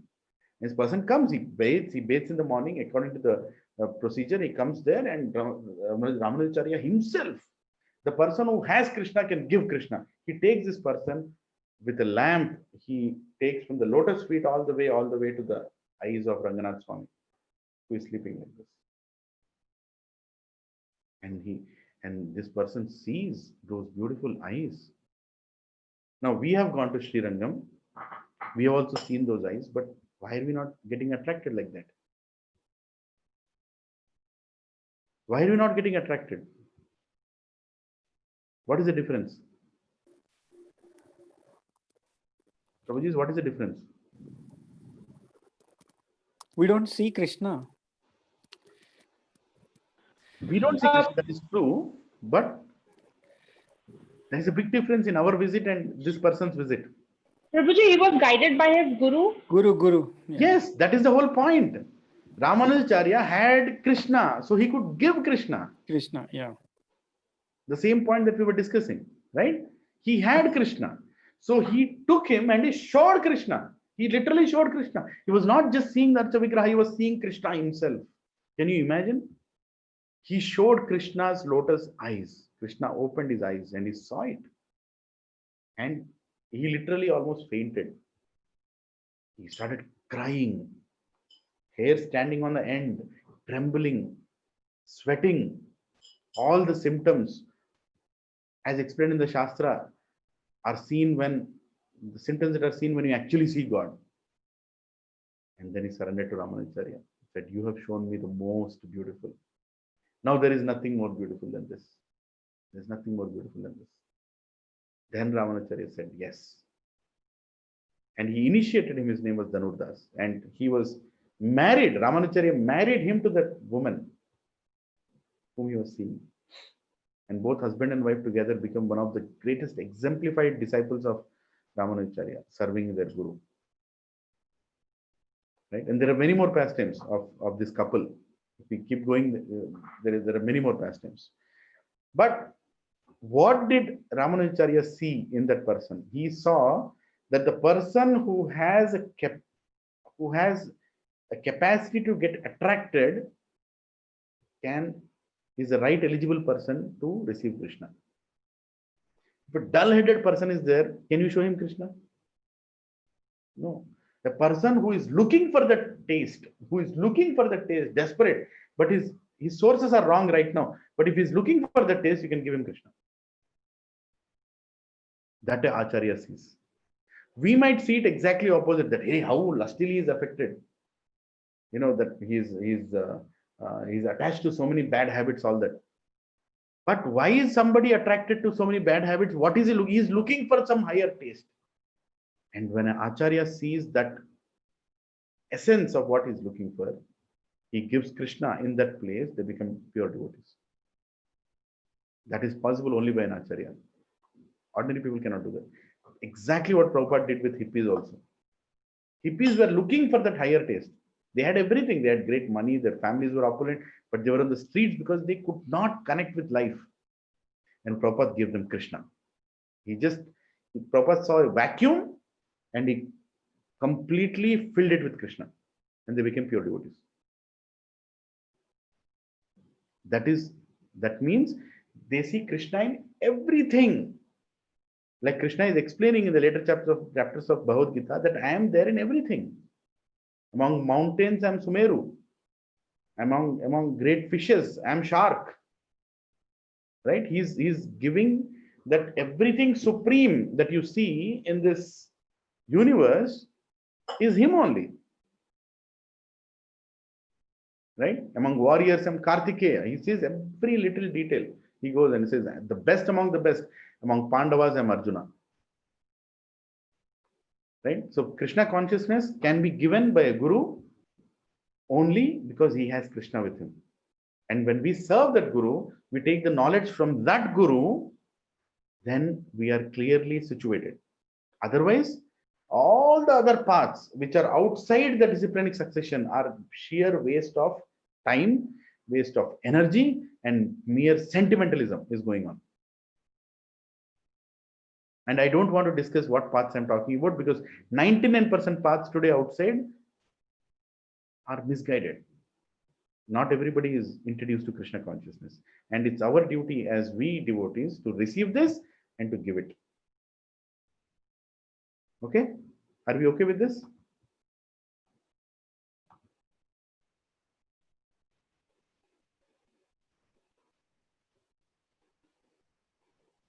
Yes. In the next shloka, translation. Even if you are considered to be the most sinful of all sinners, when you are situated in the boat of transcendental knowledge, you will be able to cross over the ocean of miseries. What a beautiful statement Lord Krishna is saying. Remember, this is being told by Krishna. Even if you're considered to be the most sinful of the sinners, when you are situated in the boat of transcendental knowledge, you will be able to cross over the ocean of miseries.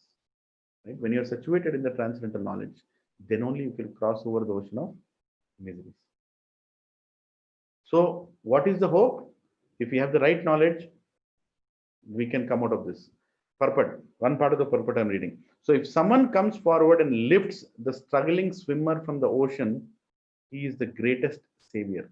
Perfect knowledge received from the Supreme Personality of Godhead in the path of is the path of liberation. The boat of Krishna consciousness is very simple, but at the same time the most sublime. Right? We should be ready to receive it. Next shloka. As a blazing fire turns firewood to ashes. This is an example of Krishna. He's saying, as a blazing fire can turn firewood to ashes, O Arjuna, so does the fire of knowledge burn to ashes all reactions of material activities. Knowledge is so powerful that all the reactions, whatever nonsense we have done, that can be destroyed the moment we receive the knowledge and we start acting according to that knowledge. In the purport, Prabhupada says, perfect knowledge of self and supreme and super self and of the relationship is compared here to fire. That means, what is fire? Our relationship with Krishna. This fire not only burns up all the reactions to impious activities, but also all reactions to pious activities, turning them into ashes. Meaning what? Good and bad, whatever we think is good and bad, moral, immoral, all the reactions to that are burned, and our karma balance is reduced to zero. Not good karma, not bad karma. Everything is reduced to zero. There are many stages of reaction. Reaction in the making, reaction fructifying, reaction already achieved, and a reaction a priori. Did you understand what is the meaning of this? There are many stages of reaction. Reaction in the making, meaning now you are doing that karma that is accumulating. Reaction fructifying, some karma that you already did in the past, it is fructifying now. Reaction already achieved, the reaction has already come into my life. And a reaction a priori, the reactions that you're going to get even for the future. But knowledge of the constitutional position of the living entity burns everything to ashes. When one is in complete knowledge, all reactions, both a priori and a posteriori, are consumed.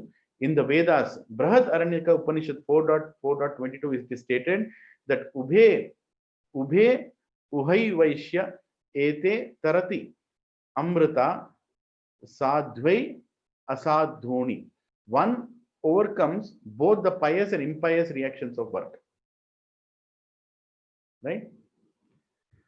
But the prarabdha karma, which is given to this body, the matured reactions like our present body, are not removed by Krishna. They are removed by only bhakti. Now I'll explain this. Okay, let's go to the next one.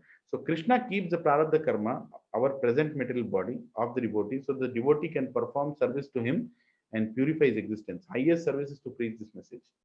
So what does this mean here? Prarabdha karma is not because you already got this body. You already got this body. So you're taken birth with that karma. Krishna removes your karma balance of the whole thing, but this body's karma is still there. So even that Krishna keeps it in his control, and then he gives you an opportunity to perform bhakti. If you perform bhakti, that karma is also removed. Right? And your existence becomes purified and you go back to God. So it's very, very important we recognize that Krishna is in charge of everything. We should not think of taking shelter of anybody else. I'll just mute everybody. Okay? Did you all understand this part? That we discussed? That Lord Krishna is saying? The pure knowledge is so powerful that it will burn all reactions to ashes. So that is why knowledge is so important in spiritual life. It's not sentimentalism. We are all in Krishna conscious path, and Prabhupada made sure that training devotees through Srimad Bhagavatam, through Bhagavad Gita is one of the most important things. Right? Now, how many have read 4th chapter before you attended these sessions?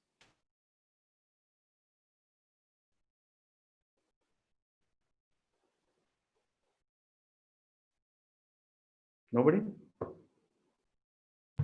I read it, Prabhuji, but I didn't understand this deeply. Just read the shlokas only. Which means very simple, Prabhuji. Even for me, it happens so many times that I've read it. Like, for example, the song of Avanti Brahman, I might have read it twice already. But until I heard from Srinivas Acharya Prabhu yesterday, it didn't click. Right? Yes, Prabhuji. So it is very important in association of devotees, Shiksha Gurus, Diksha Gurus, we should hear it again and again. Don't keep a goal of finishing Bhagavad Gita. I keep telling this many times. Because some people have the tendency. I'm finishing. I got to overview. Overview will not take you out of this world. Overview is not going to take you out of this world. You don't have to learn 700 shlokas to go back to God. One shloka you implement in your life, that's enough. One shloka, properly understand, implement in life, that's enough. Of course, under guidance. I'm not saying you should only learn a little and that you understood as Gita. No. I'm saying learn the whole Gita because see Prabhupada's purpose. In every purport, he told the entire Bhagavad Gita. That's why some people think that it's repetitive. Prabhupada is telling the same thing again and again and again. For great acharyas, when you actually elevate, you will actually see that there is a big difference and new things being told in each purport. But for newcomers, it seems to be like the same. He's telling the same thing again and again. He's not telling the same thing, yet he's telling everything.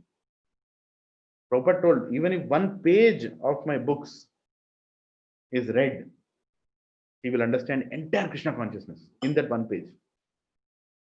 Every purport tells the goal, the process, the environment to achieve, in life. Everything it tells. Right? So we should remember this. Let's go forward.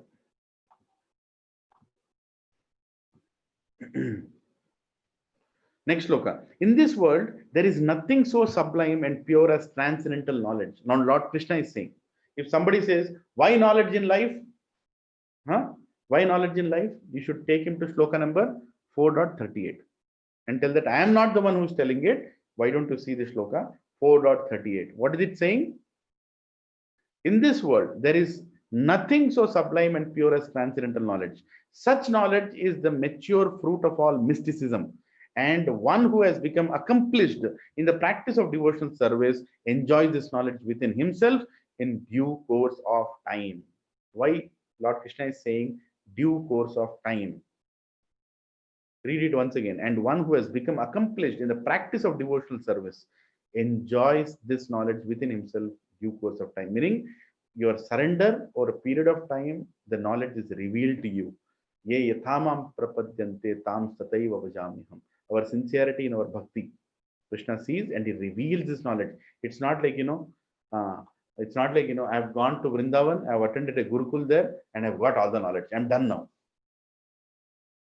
No, you're never done. Because Krishna continues to reveal what you are now capable to hear according to your surrender. Krishna conscious knowledge or jnana related to bhakti coming from devotees is never finished. Sometimes, oh Prabhuji, which chapter that Prabhuji is discussing? Oh, 4th chapter. I've already read that, Prabhuji. What is that? I'll listen when he goes to 5th chapter. I've already heard. You have not heard anything. Because you're not allowing Krishna to speak. Krishna speaks through the devotees. Krishna speaks to the devotees from whom you listen to. They are just a via medium for Krishna to speak to you personally. Once one great sannyasi was saying that if you think Prabhupada's purports are boring, or if you think that Prabhupada's purport is repeating, do a favor, print a purport on a paper and just write on the top, Dear Lilananda Dasa, and just read the whole thing. It sounds so personal.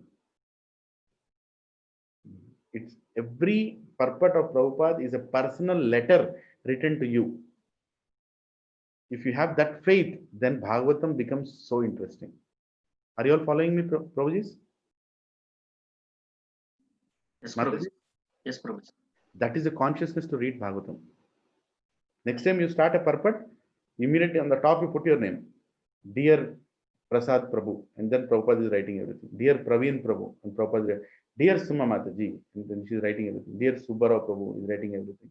Dear Anupriya Mataji is writing everything. Dear Shilpa Mataji is writing everything. It's a personal instruction to us, everybody in this call. Prabhupada's purports are a personal instruction to us, provided we want to receive that instruction. But if you're just reading it, sometimes, 2 pages purport. That's like a burden. I have to finish this book, right? I have to finish this book. I have to feel that I've learned Bhagavad Gita. I've finished it in 18 weeks. I've finished it in 3 months. I've finished it in 1 year. I have to feel that. That is more important than actually listening to the letter the Acharya has written for you.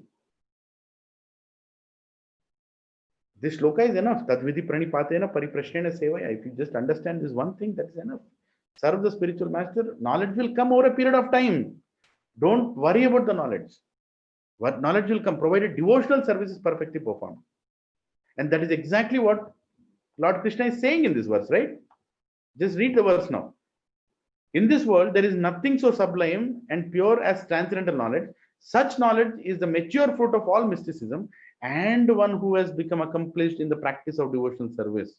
Read this again. And one who has become accomplished in the practice of devotional service enjoys this knowledge within himself in due course of time. It will come to you. You don't need to worry. You just follow the principle of serving and submitting to a guru. That is one thing we don't want to do. You don't want to do. There are some people who are attending satsang for 8 years, 10 years. You go and ask them, Prabhuji, do you want a guru? I'm still thinking, Prabhuji. What are you thinking? You don't want to surrender, as simple as that.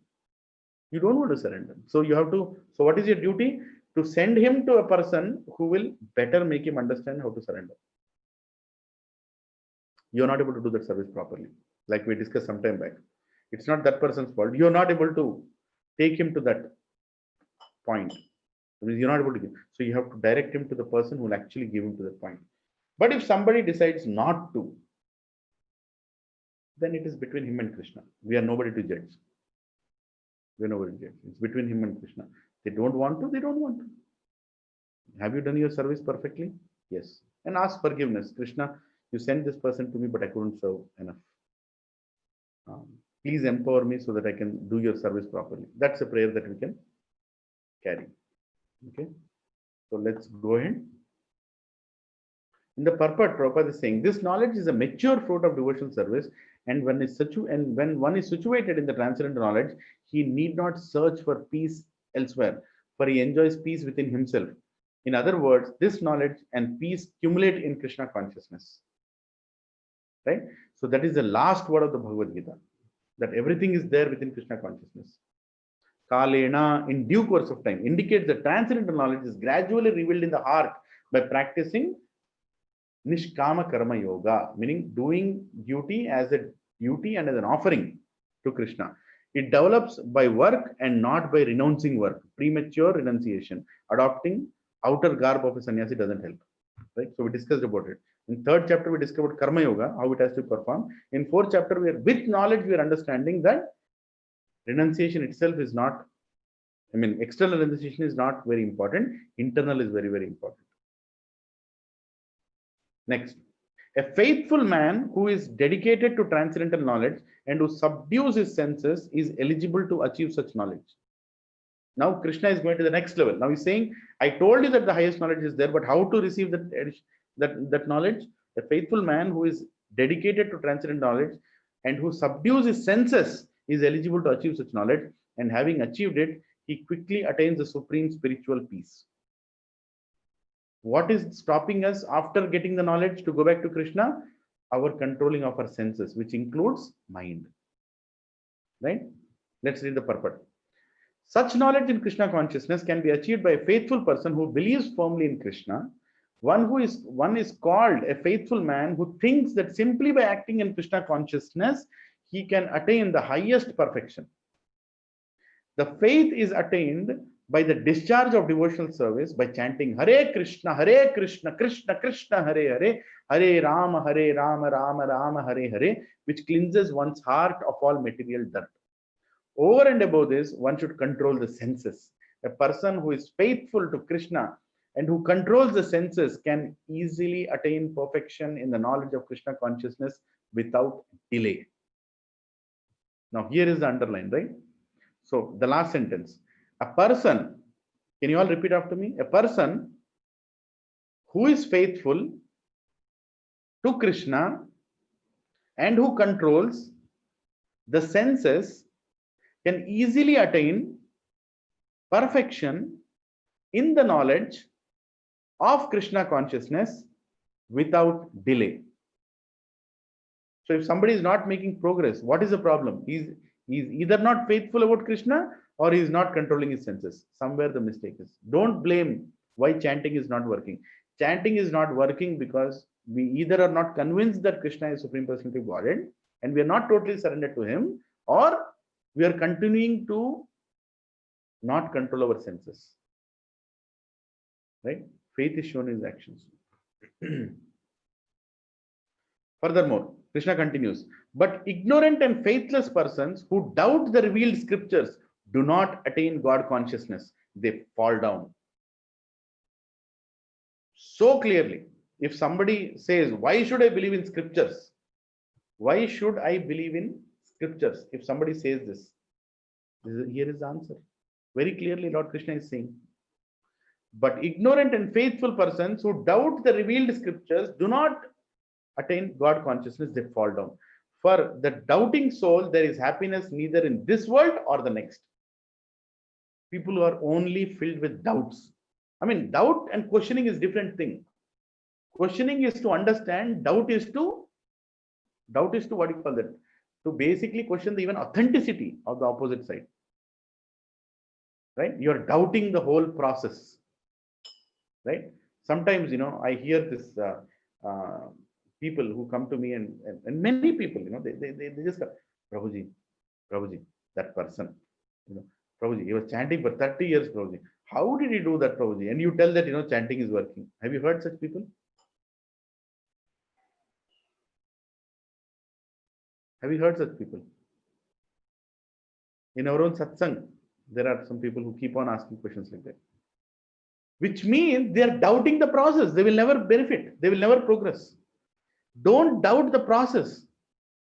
Doubt the person. The person might have not controlled his senses, or the person's faith in Krishna may not have been established. But the process should not be doubted. The process is working, provided we are sincere. The seed will fructify, provided the land is fertile. Disciple will make progress, provided he is hearing to the spiritual master. Right? I keep on saying, Prabhuji is chanting. Prabhuji, inta chanting chestunnadu, inka atle maatladutunnadu, inta chant. This you are doubting. This is wrong. This is the wrong way of looking at it. Right? Sorry, I think some people are speaking. I'll just put everybody on mute again. Yeah. So this is a very important principle. Don't doubt. And Krishna is so clearly saying, for the person who doubts, there is no happiness in this life, neither in the next. Don't doubt. When Prabhupada is saying chant, Hare Krishna Maha Mantra, we should chant with faith. With faith. And if somebody else is falling down for whatever reasons, don't doubt Prabhupada's statement. Don't doubt Prabhupada's statement. Don't doubt the process given by Chaitanya Mahaprabhu, Krishna himself. Don't doubt the statements of our previous acharyas. You can ask inquisitively, Prabhuji, how can I make sure that I don't get into such a situation? Then that person will tell, yes, you should be more faithful, remain in Krishna conscious devotee association, so you don't fall into that situation. Everybody is vulnerable. Indra fell down so many times. He is a faithful servant of Krishna. Brahma got bewildered. He is an acharya, that our whole sampradaya is Brahma sampradaya. Right? What to speak of us? What to speak of any devotee? So why do we doubt the process? Don't doubt the process. Are you all understanding this very important thing? Yes, Prabhuji. Don't doubt the process. Situations can be different. Individual cases can be different. But don't doubt the process. Don't have this thing in your mind, is my chanting working? Chanting will work provided we are sincere. If we are sincere, chanting will work. Chanting has no problem. We have the problem.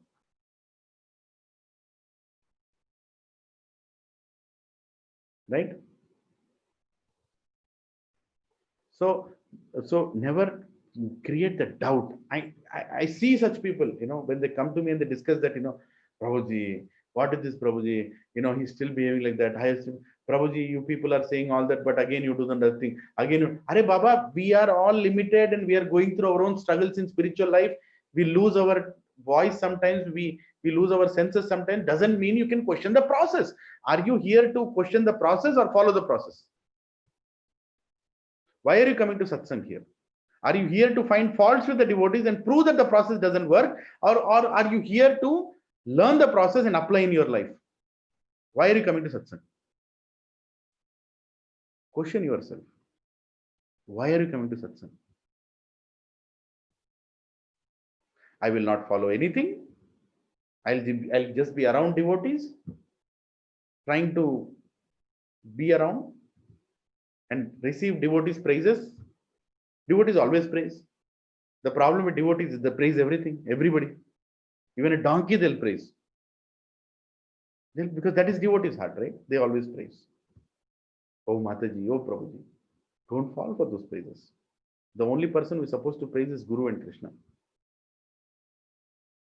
You have to apply the process in your spiritual life seriously and see the transformation in your life. Something happened to that temple, that president, that devotee, that guru. Why does it matter to you? It's not your business to talk about this. That is between Krishna and them. That's a personal thing happening with Krishna and them. Krishna has given a process for you to follow. We are supposed to follow the process. And this is what I say is blind faith. We should have the blind faith on these instructions. Are you all with me? Yeah, true, Prabhu. Okay. Don't go to a satsang and start judging the preacher there. People do that. I have this, I don't want to quote the actual incident, but there is this satsang that I know where people literally treat the preacher like very disrespectful. Very disrespectful. One person is telling the preacher, just imagine, Prabhuji, what you are telling is not in an organized way. Why don't you put them as bullets and explain? Your way of explaining is not correct. I am not understanding. You keep repeating the same thing. Like that is speaking. And the poor preacher who is actually trying to help this person says, okay, Prabhuji, I will do that. Tomorrow I will put them in bullets. You think knowledge will transmit to that person? You think Krishna will go to that person? Just no way. Yeah. No way. No way. You've finished your spiritual life. You've displeased Krishna. You can go to that preacher, beg him, Prabhuji, please, can you explain again? I need some more help. I'm such a conditioned soul. I'm struggling to understand what you're saying. Can you please take time? I know you're busy. Give me some time. I want to understand. This is very important for me. This point is destroying my spiritual life. I think I need to be. Preacher will be very happy to explain to you because that is what he wants to do. When a guru comes to your house, don't feed him this, that, this. Sit down and listen to him. Sit down and listen to him. That is the most important thing you should do. But that is the only thing you will not do. That is the only thing you will not do. Is sit down and ask questions and understand what you need to understand. That vidhi pranipatena pariprashnena sevaya upadekshyantate jnanam jnananas tattvadarshana. Oh, Prabhuji, will you have Rasgulla? Maharaj, will you have this? Prabhuji, Mataji, will you have this? You think they were scarce of food? Why they came to your house? They could not find food anywhere. What is the most happy moment for a preacher? What is the most happy moment for a sadhu?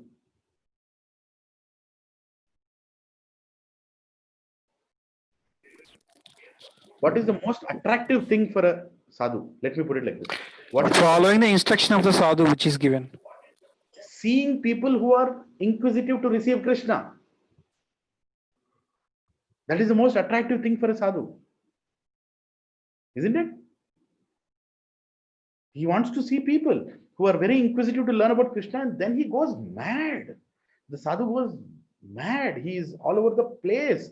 He forgets his food. He forgets his comforts. He just sits there and gives Krishna. Because there is nothing more higher happiness than giving Krishna. Right? That is what we should give to a sadhu. When for example, when you are inviting for a satsang in future, when it happens, what a sadhu needs is attentive audience. That's all. You make that sadhu sit on thorns. Don't decorate his Vyasasan. Of course, we should decorate his Vyasasan, but that is not what the sadhu wants. The sadhu wants audience who is willing to hear. And sadhu is very satisfied when we question, when we inquire, when we ask doubts with an inquisitive note, with a submissive mode. When we ask that, he's very satisfied and he gives. Right? There is one Mataji, I will not tell names and all that, but just hear this incident. One sannyasi visited that Mataji's house. Okay? And I happened to go there. Now, this sannyasi, keeping the names aside, he is one of the most known sannyasis in our society. So we visited their house for breakfast. She called him for breakfast. And she started telling that sannyasi, that now she wants to tell what she has done so far. Now the time for praises. I was sitting there, I was serving, and the Mataji started. We have given crores of donation to some temples. She's telling that sannyasi. I was not comfortable to hear that. But why are you telling that? What is the need for telling that? What do you expect the sannyasi to do? And the sannyasi is a very, very soft person, very humble and very peaceful devotee. And he's a sannyasi. I can't explain the greatness of sannyasi myself. So he had his breakfast, and then he sat down in the front room, and then she started telling, we contributed to this temple, we gave these many crores, we gave land here, we gave money here, we gave this, we gave that. The sannyasi, okay, very nice, Mataji. He's only, sannyasi is still seeing Krishna in it.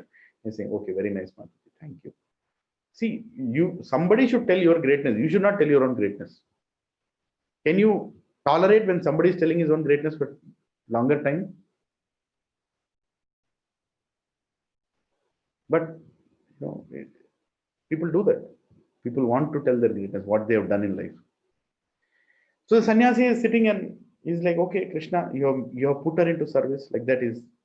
And I'm sitting there and I'm looking at both that Mataji and this sannyasi. And later on, this Mataji told to that sannyasi, Maharaj, this Maharaj also came to our house and lived. That Maharaj also came to our house and lived. This Prabhuji also came to our house. Whenever he comes to Hyderabad, he stays with us. Gaur Gopal Prabhu stayed with us. Gauranga Prabhu stayed with us. Right? Radhesham Prabhu, not Radhesham Prabhu, but this Prabhu stayed with, that Prabhu stayed with us, like that. She kept on. Then I was thinking, what is this sadhu going to tell? Right? Now, sadhus are very intelligent. Krishna sits in their intelligence, right? So, sadhu had heard everything. Then he looked at that Mataji and said, so Mataji, how is your chanting? He asked, how is your chanting? She told, Maharaj, I'm chanting. Sometimes I chant 16, sometimes I chant 5 rounds, sometimes I chant 1 round. I'm struggling, but I'm continuing, I'm struggling. I'm continuing, I'm doing my chanting, like that she told. I don't know the exact words. And this person told an amazing statement, which blew my mind off, which was too much for me to hear. You know what he told? He said, Krishna is sending so many sadhus to your house, as what you're telling. Such great senior devotees, sannyasis are. What is the result? What is the result of all the sannyasis coming to your house? Please think about it, Mataji. I don't know. You're telling that so many great souls came, but you're not chanting your 16 rounds also. He was sitting in her house and he made that statement, which means what? He's completely selfless sannyasi. He's not looking for praises and donations. He just wants to benefit that soul. He told, think about it. So many sadhus Krishna has sent to your house. Are you taking advantage? Are you willing to take advantage? Are you all hearing, Prabhuji and Matajis? Yes, Prabhuji. Yes, Prabhuji. We should think about it. Krishna has sent so many sadhus into our life. We are going and seeing Jayapataka Swami Maharaj when he comes here. We are going and seeing so many Gopal Krishna Maharaj when he comes here. We are going and seeing, Bhakti Raghav Swami Maharaj when he comes here. What is happening with us? What is happening? Is there any transformation happening? So is it the fault of them or the fault of me? We are not taking sadhu association seriously. Sadhu Sangha, Sarva Shastrakaya, Lavamatra Sadhu Sangha, Sarva Siddhya. Lavamatra, 1/14th of a second is enough of a pure devotee to purify you, your existence, provided you are listening to the devotee. You're not listening to the devotee. You want praises of the devotee. That's what you want. Ah, Prabhuji, so nicely you take care of me. My stomach is completely filled. Ah, Prabhuji, Mataji, amazing. Your service is great. Oh, Prabhuji, Mataji, you're this is your day, that. And you're very happy with that because that is what you wanted from that sadhu. That is what you wanted from that sadhu.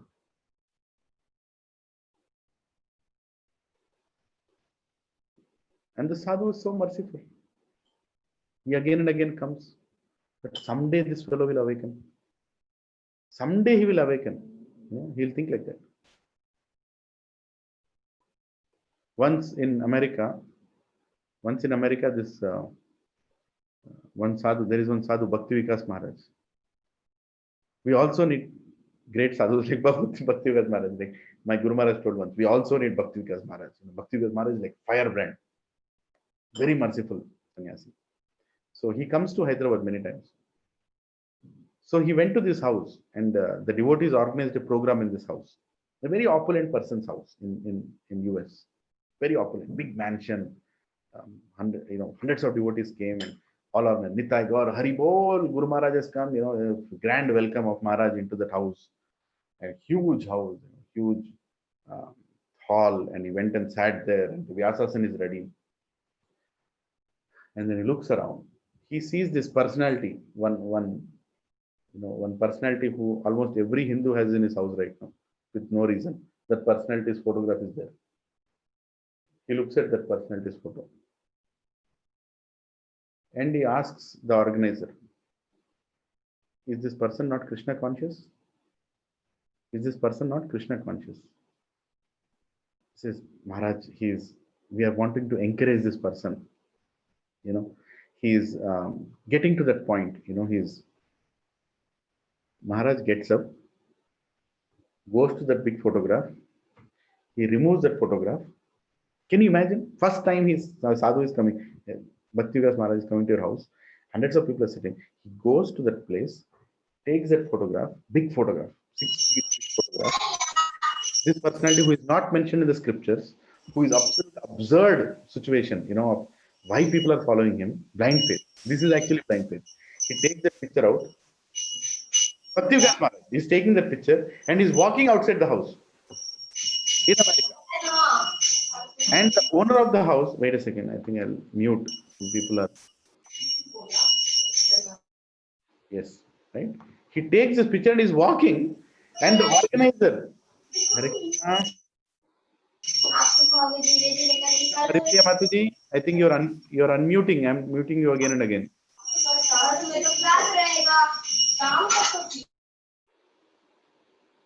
Yeah, Hare Krishna. Kids are, I think, having a good time there.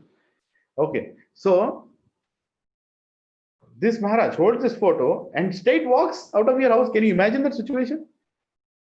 And the owner of the house starts running behind Maharaj, saying, Maharaj, what happened? Please give that back to me. Why are you taking that? And Maharaj says, I came here to give Krishna. I'm just removing what is unnecessary.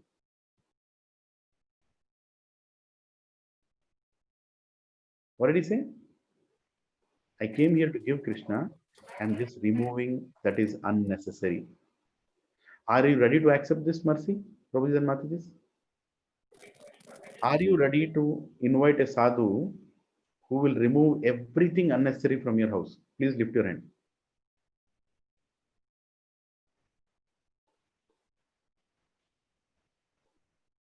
Be sure about it.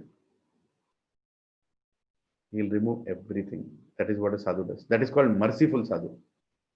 No matter whether you accept him, reject him, he is coming here to give Krishna and remove every other nonsense from your house. That only Bhakti Vikas Maharaj can do. I don't think any other Maharaj can do. But once I got the opportunity to garland Maharaj in Charlotte, in Srinivasacharya Prabhu's house. In Srinivasacharya Prabhu's house, once Bhakti Vikas Maharaj came and I was in Greenville, Prabhuji was in Charlotte. So I traveled there and mercifully Prabhuji told Prabhuji, you go and garland. My hands were shaking. Bhakti Vikas Maharaj is like firebrand. He'll shoot, in terms of philosophy, and so I just kept the garland and worshipped. I'll never forget that. So sadhu can remove, but provided we are ready, and better be conscious of whether we are ready for it or not. He is going to remove, Prabhu. He will remove everything unnecessary and he will only keep what is necessary. And our progress depends on the surrender to that sadhu. Now, when I'm talking whether you are ready, I'm talking about you, not about your family, about your extended family. Are you ready? Is what I meant. Right? So that is what you should focus on. The moment we say this, we start thinking, oh, I don't think my family is ready. Family will get ready, but are you ready? I am ready. That's enough. That's enough. Real association of a sadhu means to hear what he has come to say and to remove what he is asking you to remove. That's the most important from your life. They're all creepers which are eating away your devotional credits.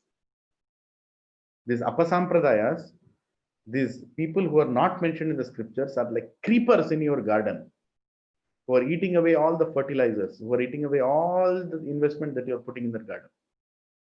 You're supposed to pluck them away and throw them out. Right? So that is a sadhu. We're ending here. Yes. But ignorant and faithless persons who doubt the revealed scriptures do not attain the God consciousness. They fall down. For the doubting soul, there is happiness neither in this world nor the next. And in Purport, Prabhupada says, out of many standard and authoritative revealed scriptures, the Bhagavad Gita is the best. Persons who are almost like animals have no faith in or knowledge of the standard revealed scriptures. And some, even though have knowledge of, can cite passages from the revealed scriptures, have actually no faith in these words. So Prabhupada is attacking two people here. People who don't believe in scriptures and people who know scriptures but have no faith. Both are in a very difficult situation. And even though others may have faith in scriptures like Bhagavad Gita, they don't believe in the worship of the Supreme Personality of Godhead, Sri Krishna. What is the use? Vasudeva Sarvaiti Samahatma Sudurlava. Ultimately, Vasudeva is a conclusion. Vedesta Sarver Ahama Vedyo. He is the revealer of the Vedya. Right? Vedas. So we should know who is Krishna and we should worship. Such persons cannot have any standing in Krishna consciousness. They fall down. Out of all the above mentioned persons, those who have no faith and are always doubtful make no progress at all. Men without faith in God and his revealed word find no good in this world nor in the next. For them, there is no happiness whatsoever. One should therefore follow the principles of the revealed scriptures with faith and thereby be raised to the platform of knowledge. Only this knowledge will help one become promoted to the transcendental platform of spiritual understanding. In other words, doubtful persons have no status whatsoever in spiritual emancipation. One should therefore follow in the footsteps of the great acharyas who are in the disciplinic succession and thereby attain success. Krishna is the purpose of all knowledge. Those who don't surrender to him ruin themselves and their knowledge, both of them. Doubts are the ones who have seen the prescription. Doubters are the ones who have seen the prescription and its results also on others, but still doubt that whether it will work on me or not. You got it? So these people also see that, the others are making progress, but still they are refusing to take that prescription, because the truth is they don't want to take the prescription. As simple as that. As simple as that. Right? I'll tell you, Prabhuji, there are also some satsangs in our society where the preachers are very matured, and the way they handle 3 months, 4 months, they wait for you to start chanting and accepting the philosophy. If after 4 months also you're not accepting, they will call you and say, thank you very much, Prabhuji and Mataji. Please don't come to our satsang anymore, because I don't think this is helping you. You anyway don't want to surrender. We want only dedicated and fixed devotees. So please leave us. Please leave us. You can go to some other place. There are also some devotees who serve like this, and there's nothing wrong in that. But Krishna has instructed them to serve in that way also. You might say, Prabhuji, but that is completely merciless. No, sometimes that is also needed. Sometimes that is also needed. Preaching is not an easy thing. Like a guru has to have a flower in one hand and a stick in another hand. Because sometimes, Telugulo సామెతున్నది ఏంటది జంతువుకి I forgot that.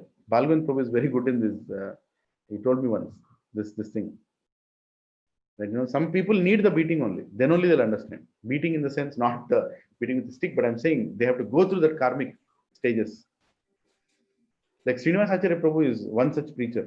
He will tell you on your face, Prabhu, you cannot understand this. He'll tell you on your face. That will hurt your false ego so much that you will stop coming to his classes. But you will never forget in your life that one person has told you this, that you're not ready to understand this. You're not ready to surrender also. Right? Sometimes you need that direct, unfiltered, like Prabhuji told yesterday, unfiltered dosage also, where we know where we stand. Okay? So we're almost finishing here.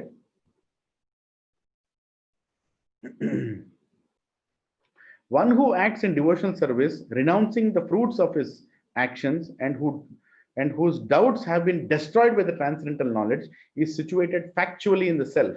Thus, he is not bound by the reactions of work, O conquerors of riches.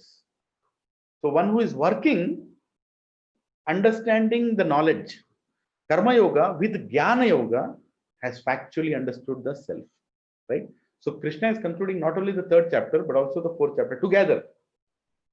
He's bringing Karma Yoga here again. 1 second.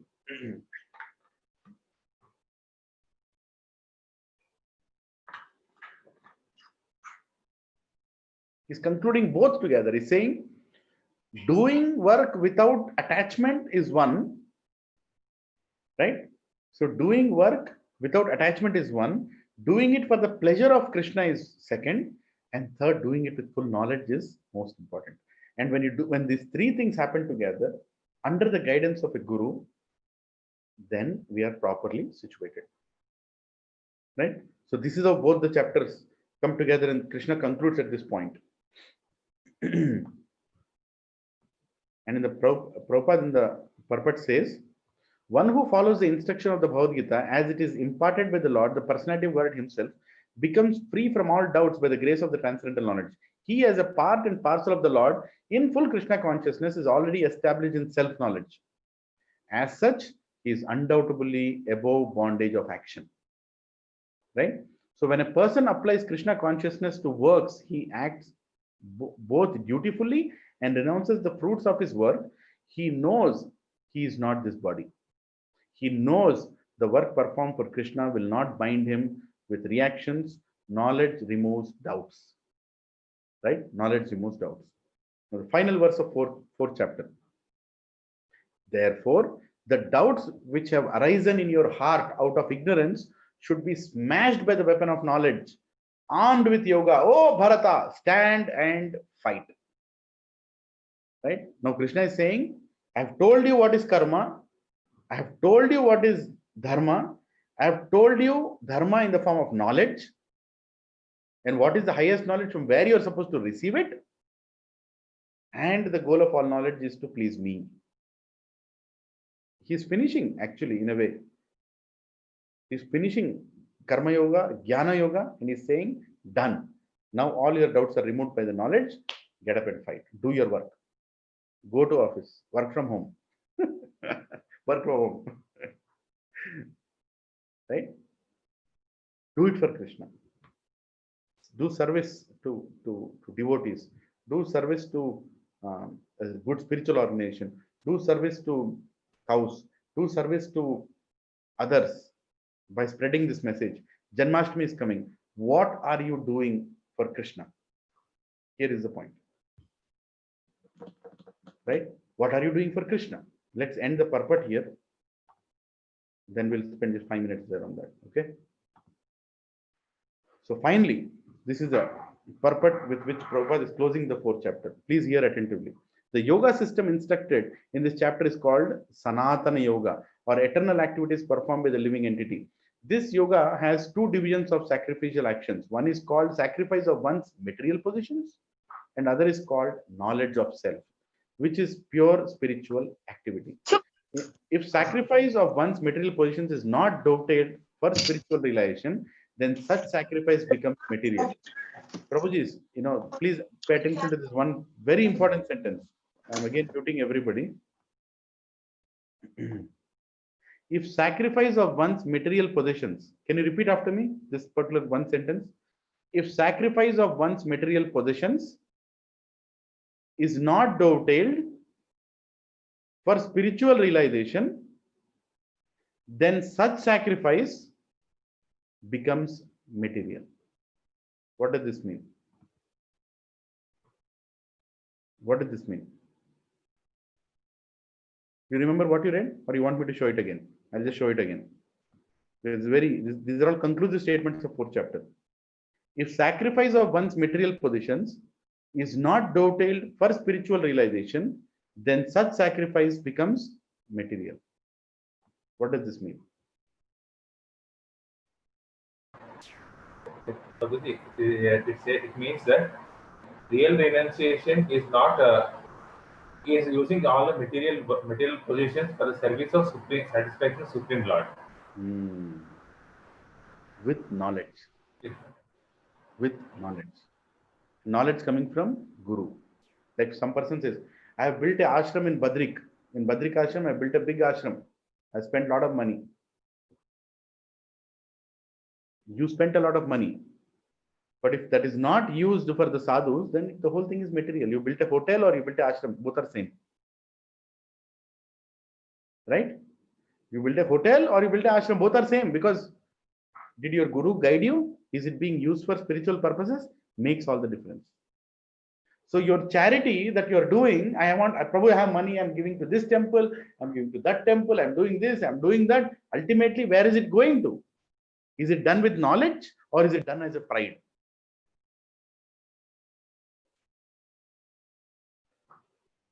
You can donate 100 crore worth diamond necklace to Lord Balaji.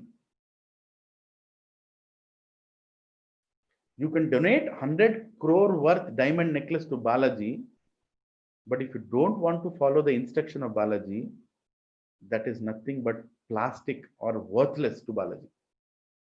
You followed me?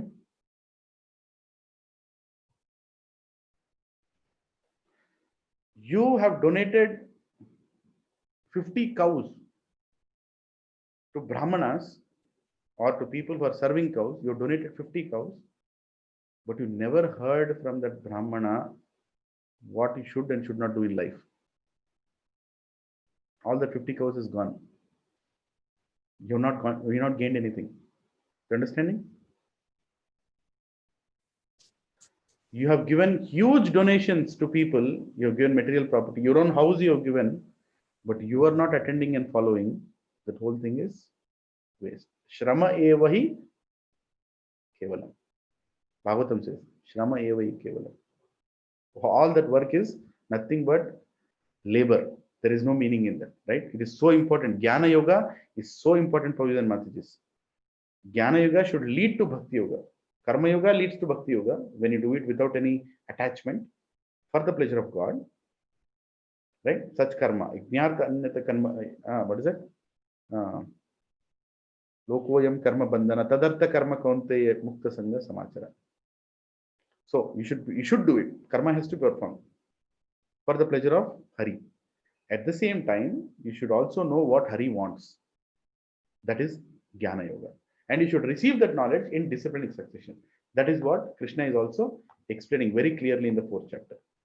Now here, when one comes to, but one who performs such sacrifices with a spiritual objective or in devotional service makes a perfect sacrifice. See, clearly Prabhupada is saying that sacrifice should be with a spiritual objective for our own purification in bhakti makes a perfect sacrifice. When we come to spiritual activities, we find that these are divided into two, namely understanding one's own self or one's constitutional position, that I am the soul, servant of Krishna, and the truth regarding the Supreme Personality of Godhead, that he is the Supreme Personality of Godhead.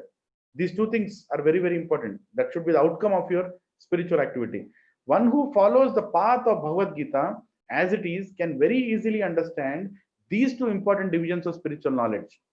For them, there is no difficulty in obtaining perfect knowledge of the self as part and parcel of Lord. What does it mean?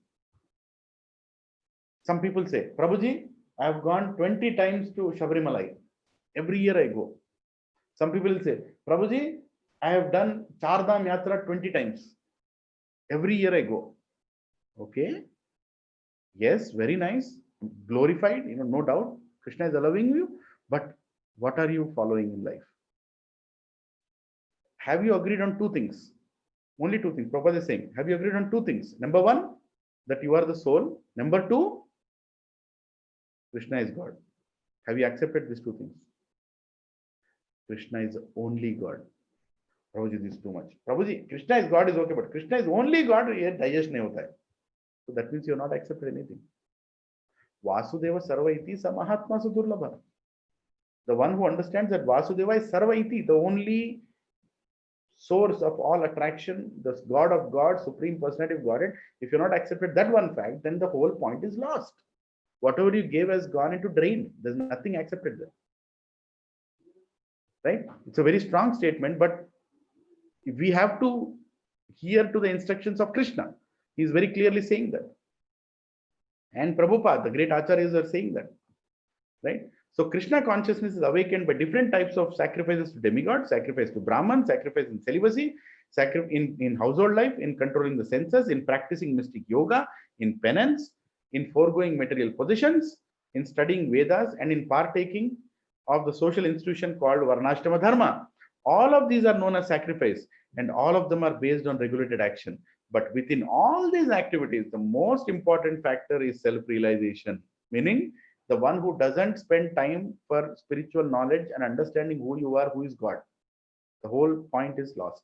One who seeks that objective is the real student of Bhagavad Gita, but one who doubts the authority of Krishna falls back. Underline statement I'm going to read. One is therefore advised to study Bhagavad Gita or any other scripture under a bona fide spiritual master with service and surrender. Prabhupada is saying, one is therefore advised to study Bhagavad Gita or any other scripture under a bona fide spiritual master with service and surrender. One should therefore follow the path of Bhagavad Gita as it is expressed in the Gita itself, and beware of the self-interested people after personal aggrandizement who deviate others from the actual path. The Lord is definitely the Supreme Person, and his activities are transcendental. One who understands this is a liberated person from the very beginning of the study of Bhagavad Gita. Right? One who understands this is a liberated person from the very beginning of the study of Bhagavad Gita, meaning even before you start Bhagavad Gita, if you have this understanding through the Science of Self-Realization course, SSR, or through the DYS course, or any course, first you understand who is speaking Bhagavad Gita, is God, is Krishna, then your study of Bhagavad Gita is concluded at the beginning of Bhagavad Gita itself. Right? That should be very, very clear. Thus ends the Bhaktivedanta purport to the 4th chapter of Srimad Bhagavad Gita in the matter of transcendental knowledge, Jnana Yoga. Hare Krishna. So this is what we are supposed to understand. Vasudeva Sarvaiti. That is the knowledge. So knowledge is two. Who are you? Who is God? And what is your relationship with that God? If this is understood, our Bhagavad Gita is finished in 4th chapter itself. But Krishna continues further. He gets into Ashtanga Yoga, then he gets into control of mind, then he goes into explaining who are Devatas and how this universe is structured. Then he gets into the Bhakti aspect when he goes through the 9th chapter and following. Okay, so final 1 or 2 questions and we will conclude.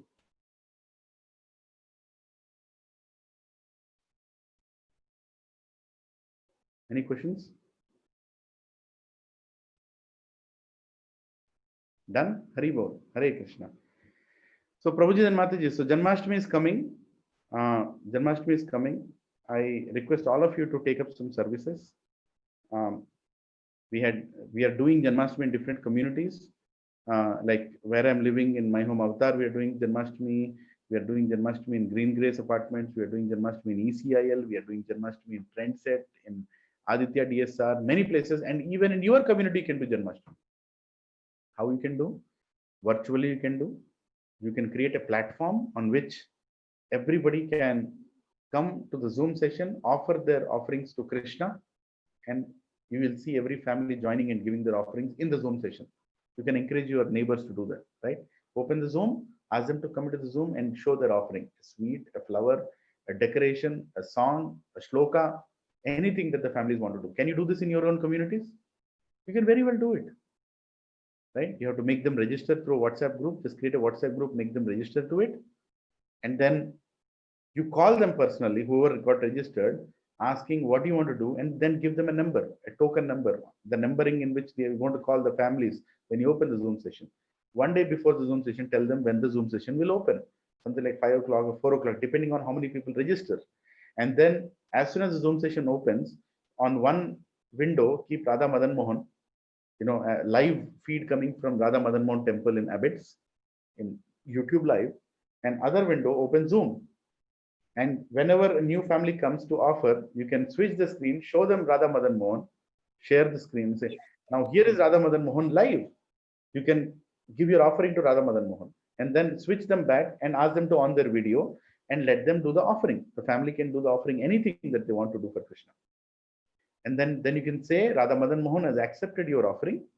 Thank you very much. And thank you very much. And make them chant Hare Krishna Maha Mantra. Keep their contact so that in future, if they want to attend SSR course, which you will conduct, or you want to facilitate them to attend somebody else conducting, you can do that. All this in service of Krishna. Jai Shri Krishna Janmashtami ki Jai. Any questions on this? Are you willing to do it in your respective places? And if you need assistance, let me know. We are tagging families and communities where only one devotee is doing, tagging more devotees to help that devotee to do it. Praveen Prabhu, Subbarao Prabhu, Shilpa Mataji, Anupriya Mataji, Vani Mataji, right? Haripriya Mataji and Rohesh Prabhu, and many others. Santosh Prabhu, Damodar Priya Mataji, right? You're all doing sessions in their communities, respective communities. I could not connect, and Anandini Radharani Mataji in my home Abra. Doesn't have to be a community also. If you're trying to find a pool of people who are willing to celebrate Janmashtami this way, you can invite all of them and it becomes a virtual community. Right? But please do some service. Service for Krishna's pleasure will definitely yield us spiritual credits, and we will get a chance to understand Krishna, what Krishna is speaking in Bhagavad Gita, and perfect our life. Okay? Are we fine now? Any questions? Ending comments? Hare Krishna, Prabhuji. Dandot Prabhu. Yes, Prabhu. Prabhuji, there is another service for the Radha Madan Mohan Janmashtami flyers, Prabhuji. Oh, yes. Yeah, flyers. So we want... Yeah, please, can you please explain that service, Prabhuji, to everybody so that... Yes. Prabhuji, just now I have forwarded a set of flyers, a video and a poster to 2020 Bhagavad Gita group. I request everybody to take a look at it. The set of flyers are designed by the temple itself. That is just as something that we just forward every day. But there is a video and there is a poster. Those two are done by this group, right? Okay. Our Satsang, that's Gachibowli Satsang, is responsible for producing that daily poster and daily video. I request everyone to take a look at it. All I need for the poster is a handmade drawing by your kids or yourself, handmade drawing of Krishna and his paraphernalia, that can go in the poster. The rest of the contents is fixed. The temple wants every poster to be branded like that. So everything else is not in our control. They want it like that. A verse goes with it, which Anandini Mataji has been supplying. So I need a hand-drawn picture of Krishna for the poster and a video. You can take a look at the very first video. Ashi, Neelam Mataji's daughter, Neelam Mataji and Mishra Prabhuji's daughter, has done it. It's like a 40 to 50 seconds video inviting people to come join the celebrations of Janmashtami online on YouTube and Facebook. And there are a lot of seva opportunities which the flyers are going to talk about, and the kid has to say a line about that. So if it can be in any language, Prabhuji. Actually, I am encouraging kids to speak in Telugu and Hindi. English, all kids can do, I know. But if multilingual kids are there in our satsang, so if kids are able to speak in multiple languages, I want as many videos as the number of languages they can speak in. Yes. Because from next Monday, we are going to double the promotion. Like one set will go in the morning, another set will go in the evening, and these posters and videos are going to go to Facebook, Instagram, and YouTube, and we are going to boost the Facebook post. And this is number one opportunity for service. Number two is once the post has been made to Facebook, I request everybody to share it on their homepage. And also share it with their families and friends on WhatsApp group. The temple is also doing fundraising. As all of us know, there is absolutely nothing coming into those hundis. For the last 5 months, everything has been running on what was already collected in hundi collections in the previous month. So financial crunch is there. But people are, pious, especially around Andhra Pradesh, Telangana. They're very pious. If we spread the word, definitely donations will come through. And of all the seva opportunities, there is a Mukhya Yajamana seva opportunity and Yajamana seva opportunity, which means a Zoom call will be arranged for the family. And it will be like a personal darshan of Sri Radha Madan Mohan with Abhishekam and Aarti that day. So it's like and a list of things will be shared with them. When the lockdown lifts, they will get a big prasadam box and the small silver jewelry and some jewelry worn by Radha Madan Mohan. Personal ornaments and things like that. So it's all there in the flyer. So I talked about 3 services, Prabhuji. Poster service, which is a hand-drawn drawing. Second is the video by kids. And the third one is share the Facebook, go to ISKCON Hyderabad Facebook account. And you will see the very same flyer that has been sent to your WhatsApp group on it. And then I'm requesting all the devotees to share it, like it, make it viral. So it reaches as many people as possible, and forward the WhatsApp messages to family and friends and encourage them to take part in any of the seva that is listed there. That's it, Prabhuji. Hare Krishna. Thank you, Mataji. And let everybody also know that, Soma Mataji is as busy as many others. She's also working now. She has a big family to take care of. And still she is spending so much time. Mahalingam Ayar Prabhu is supporting her. And a few other Prabhujis and Mataji also supporting her. Kant Prabhuji is the main driving force. Prabhuji is also supporting from behind. Kant Prabhu is everywhere. I So, do the talking, Prabhuji, yeah. but all the heavy work is done by both Iyer Prabhuji and Kant Prabhuji. Yes, and there are many other Prabhujis who are familiar with softwares, who are familiar with good language and so many things. Please message Suma Mataji and ask for any service, including myself. So I have to also do that. So make your children do the many posters, and that's one thing that Mataji told. Make them do small videos. This body is given for service of Krishna. Let this body also speak about Krishna and inspire others.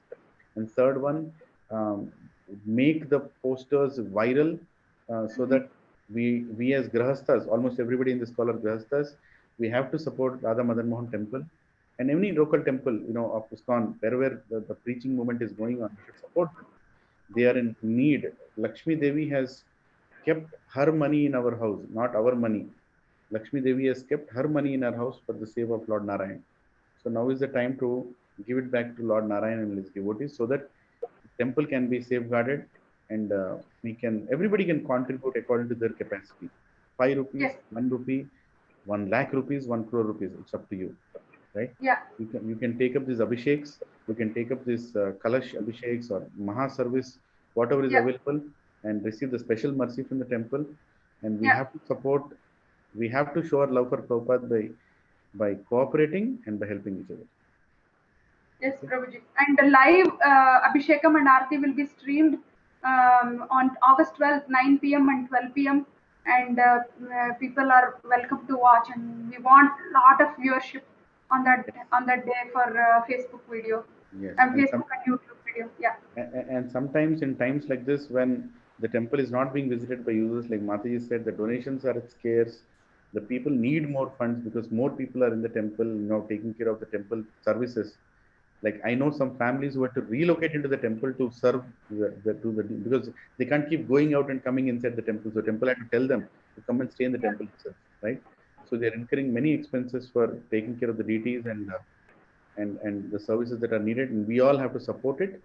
Ultimately, this whole preaching that we are doing in Gachibowli or anywhere the preaching is happening around the city, the world, it's all about connecting all of us to Krishna and serving Krishna. And in a small or big capacity, we should use our influence, our words, our money, in whichever way, our services to serve Krishna. So take this as a golden opportunity. Krishna has given a service. The receiving service is very rare. Krishna has given a service. Let's grab it with both the hands and do our best. We viral useless videos sometimes. Now is the time to viral the most useful videos and useful photographs. So let's use technology to its fullest extent. And if somebody is a data science person, somebody is actually we are in need of people who can do digital marketing and as a service, because temple can't pay them, but it is not going to use you for more than 1 or 2 hours a week. So if you can extend those services also, please approach Suma Mataji. She's like a point of contact doing this. I'm just via medium, she got introduced. So please introduce yourself to her. Whatever skills that you have, please use it in service of Krishna. Okay. Thank you very much. Is that okay, Suma Mataji? Yes, Prabhuji. Yes, Prabhuji. Perfect. Thank you. Thank you for all your glorious service and all the devotees who are supporting Suma Mataji and devotees who are going to support Suma Mataji also. My Dandavat Pranam to them in advance. So who is going to sing Narsing Arti today? Krishna. Now the big fight starts. Haribo, our children will come into action. Yes, who is chanting? Haribo. Krishna Chaitanya Hare Krishna Prabhuji. Chalo. And I think Prabhu's children also are there. Everybody, go ahead.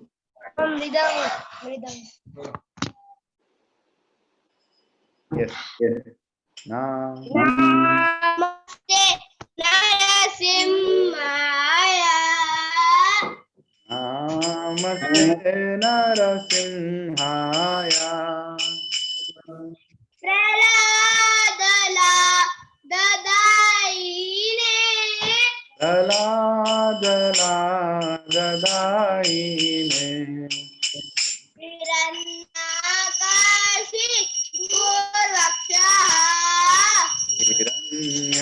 काशीपोर्वक्षः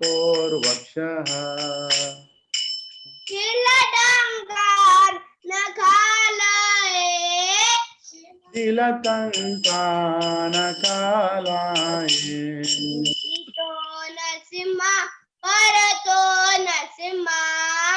इतो नरसिंहा परतो नरसिंहा यतो यतो यामि ततो नरसिंहा यतो यामि ततो नरसिंहा वहे नरसिंहा हृदये नरसिंहा बहिर्नरसिंहा हृदये नरसिंहा नरसिंहमदिं शरणं प्रपदे नरसिंहमदिं शरणं प्रपद्ये तव कर कमलवरे नाघां अद्भुत शृङ्गां दलिता हिरण्यकशिपु तनुभृङ्गा केशवधृता नरहरिरूपा जय जगदीश हरे जय जगदीश हरे जय जगदीश हरे तव कर कमल बरे नाथाम् अद्भुत शृङ्गां दलिता हिरण्यकशिपो तनुभृङ्गा केशवधृता नरहरिरूपा जय जगदीश हरे जय जगदीश हरे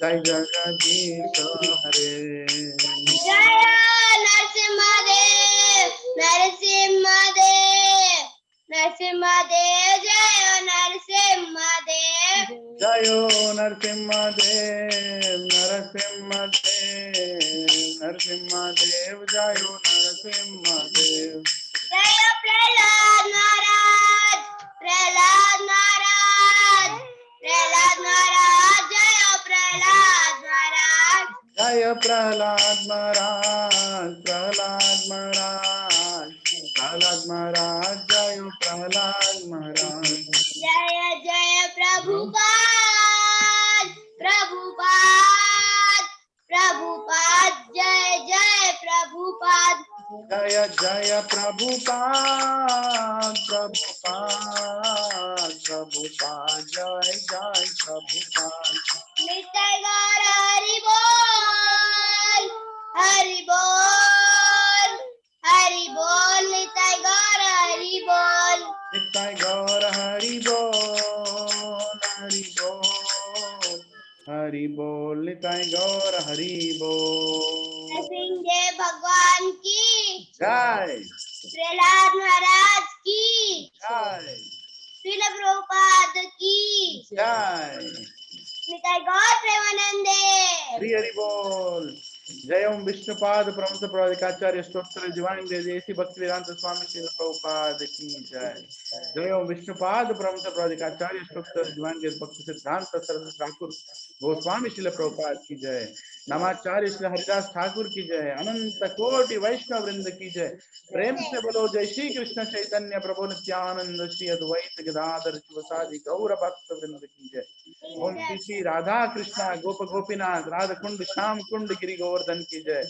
श्री नवद्वीप मायापुर धाम की जय पुरुषोत्तम क्षेत्र जगन्नाथपुरी धाम की जय पुण्य क्षेत्र वृंदावन धाम की जय गंगे माई की जय यमुने माई की जय भक्ति देवी की जय कलियुग पावन तुलसी महारानी की जय हरिनाम संकीर्तन की जय ट्रांसलेंडल बुक डिस्ट्रीब्यूशन की जय ट्रांसलेंडल प्रसादम डिस्ट्रीब्यूशन की जय निताई गौर हरि प्रेमानंदे Hari Hari all glories to assembled devotees all glories to assembled devotees all glories to assembled devotees all glories to Shri Guru and Shri Gauranga Nittai Gaura Hari Bol Hari Bol Hari Bol Nittai Gaura Hari Bol Nittai Gaura Hari Bol Hari Bol Hari Bol Nittai Gaura Hari Bol Sri Nitai Prabhu and Sri Krishna Chaitanya Prabhu ki jai.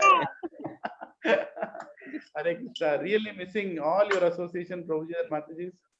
I don't know how long this separation will be. I also would like to thank Mahek Mataji for studying this 4th chapter in such a detailed way.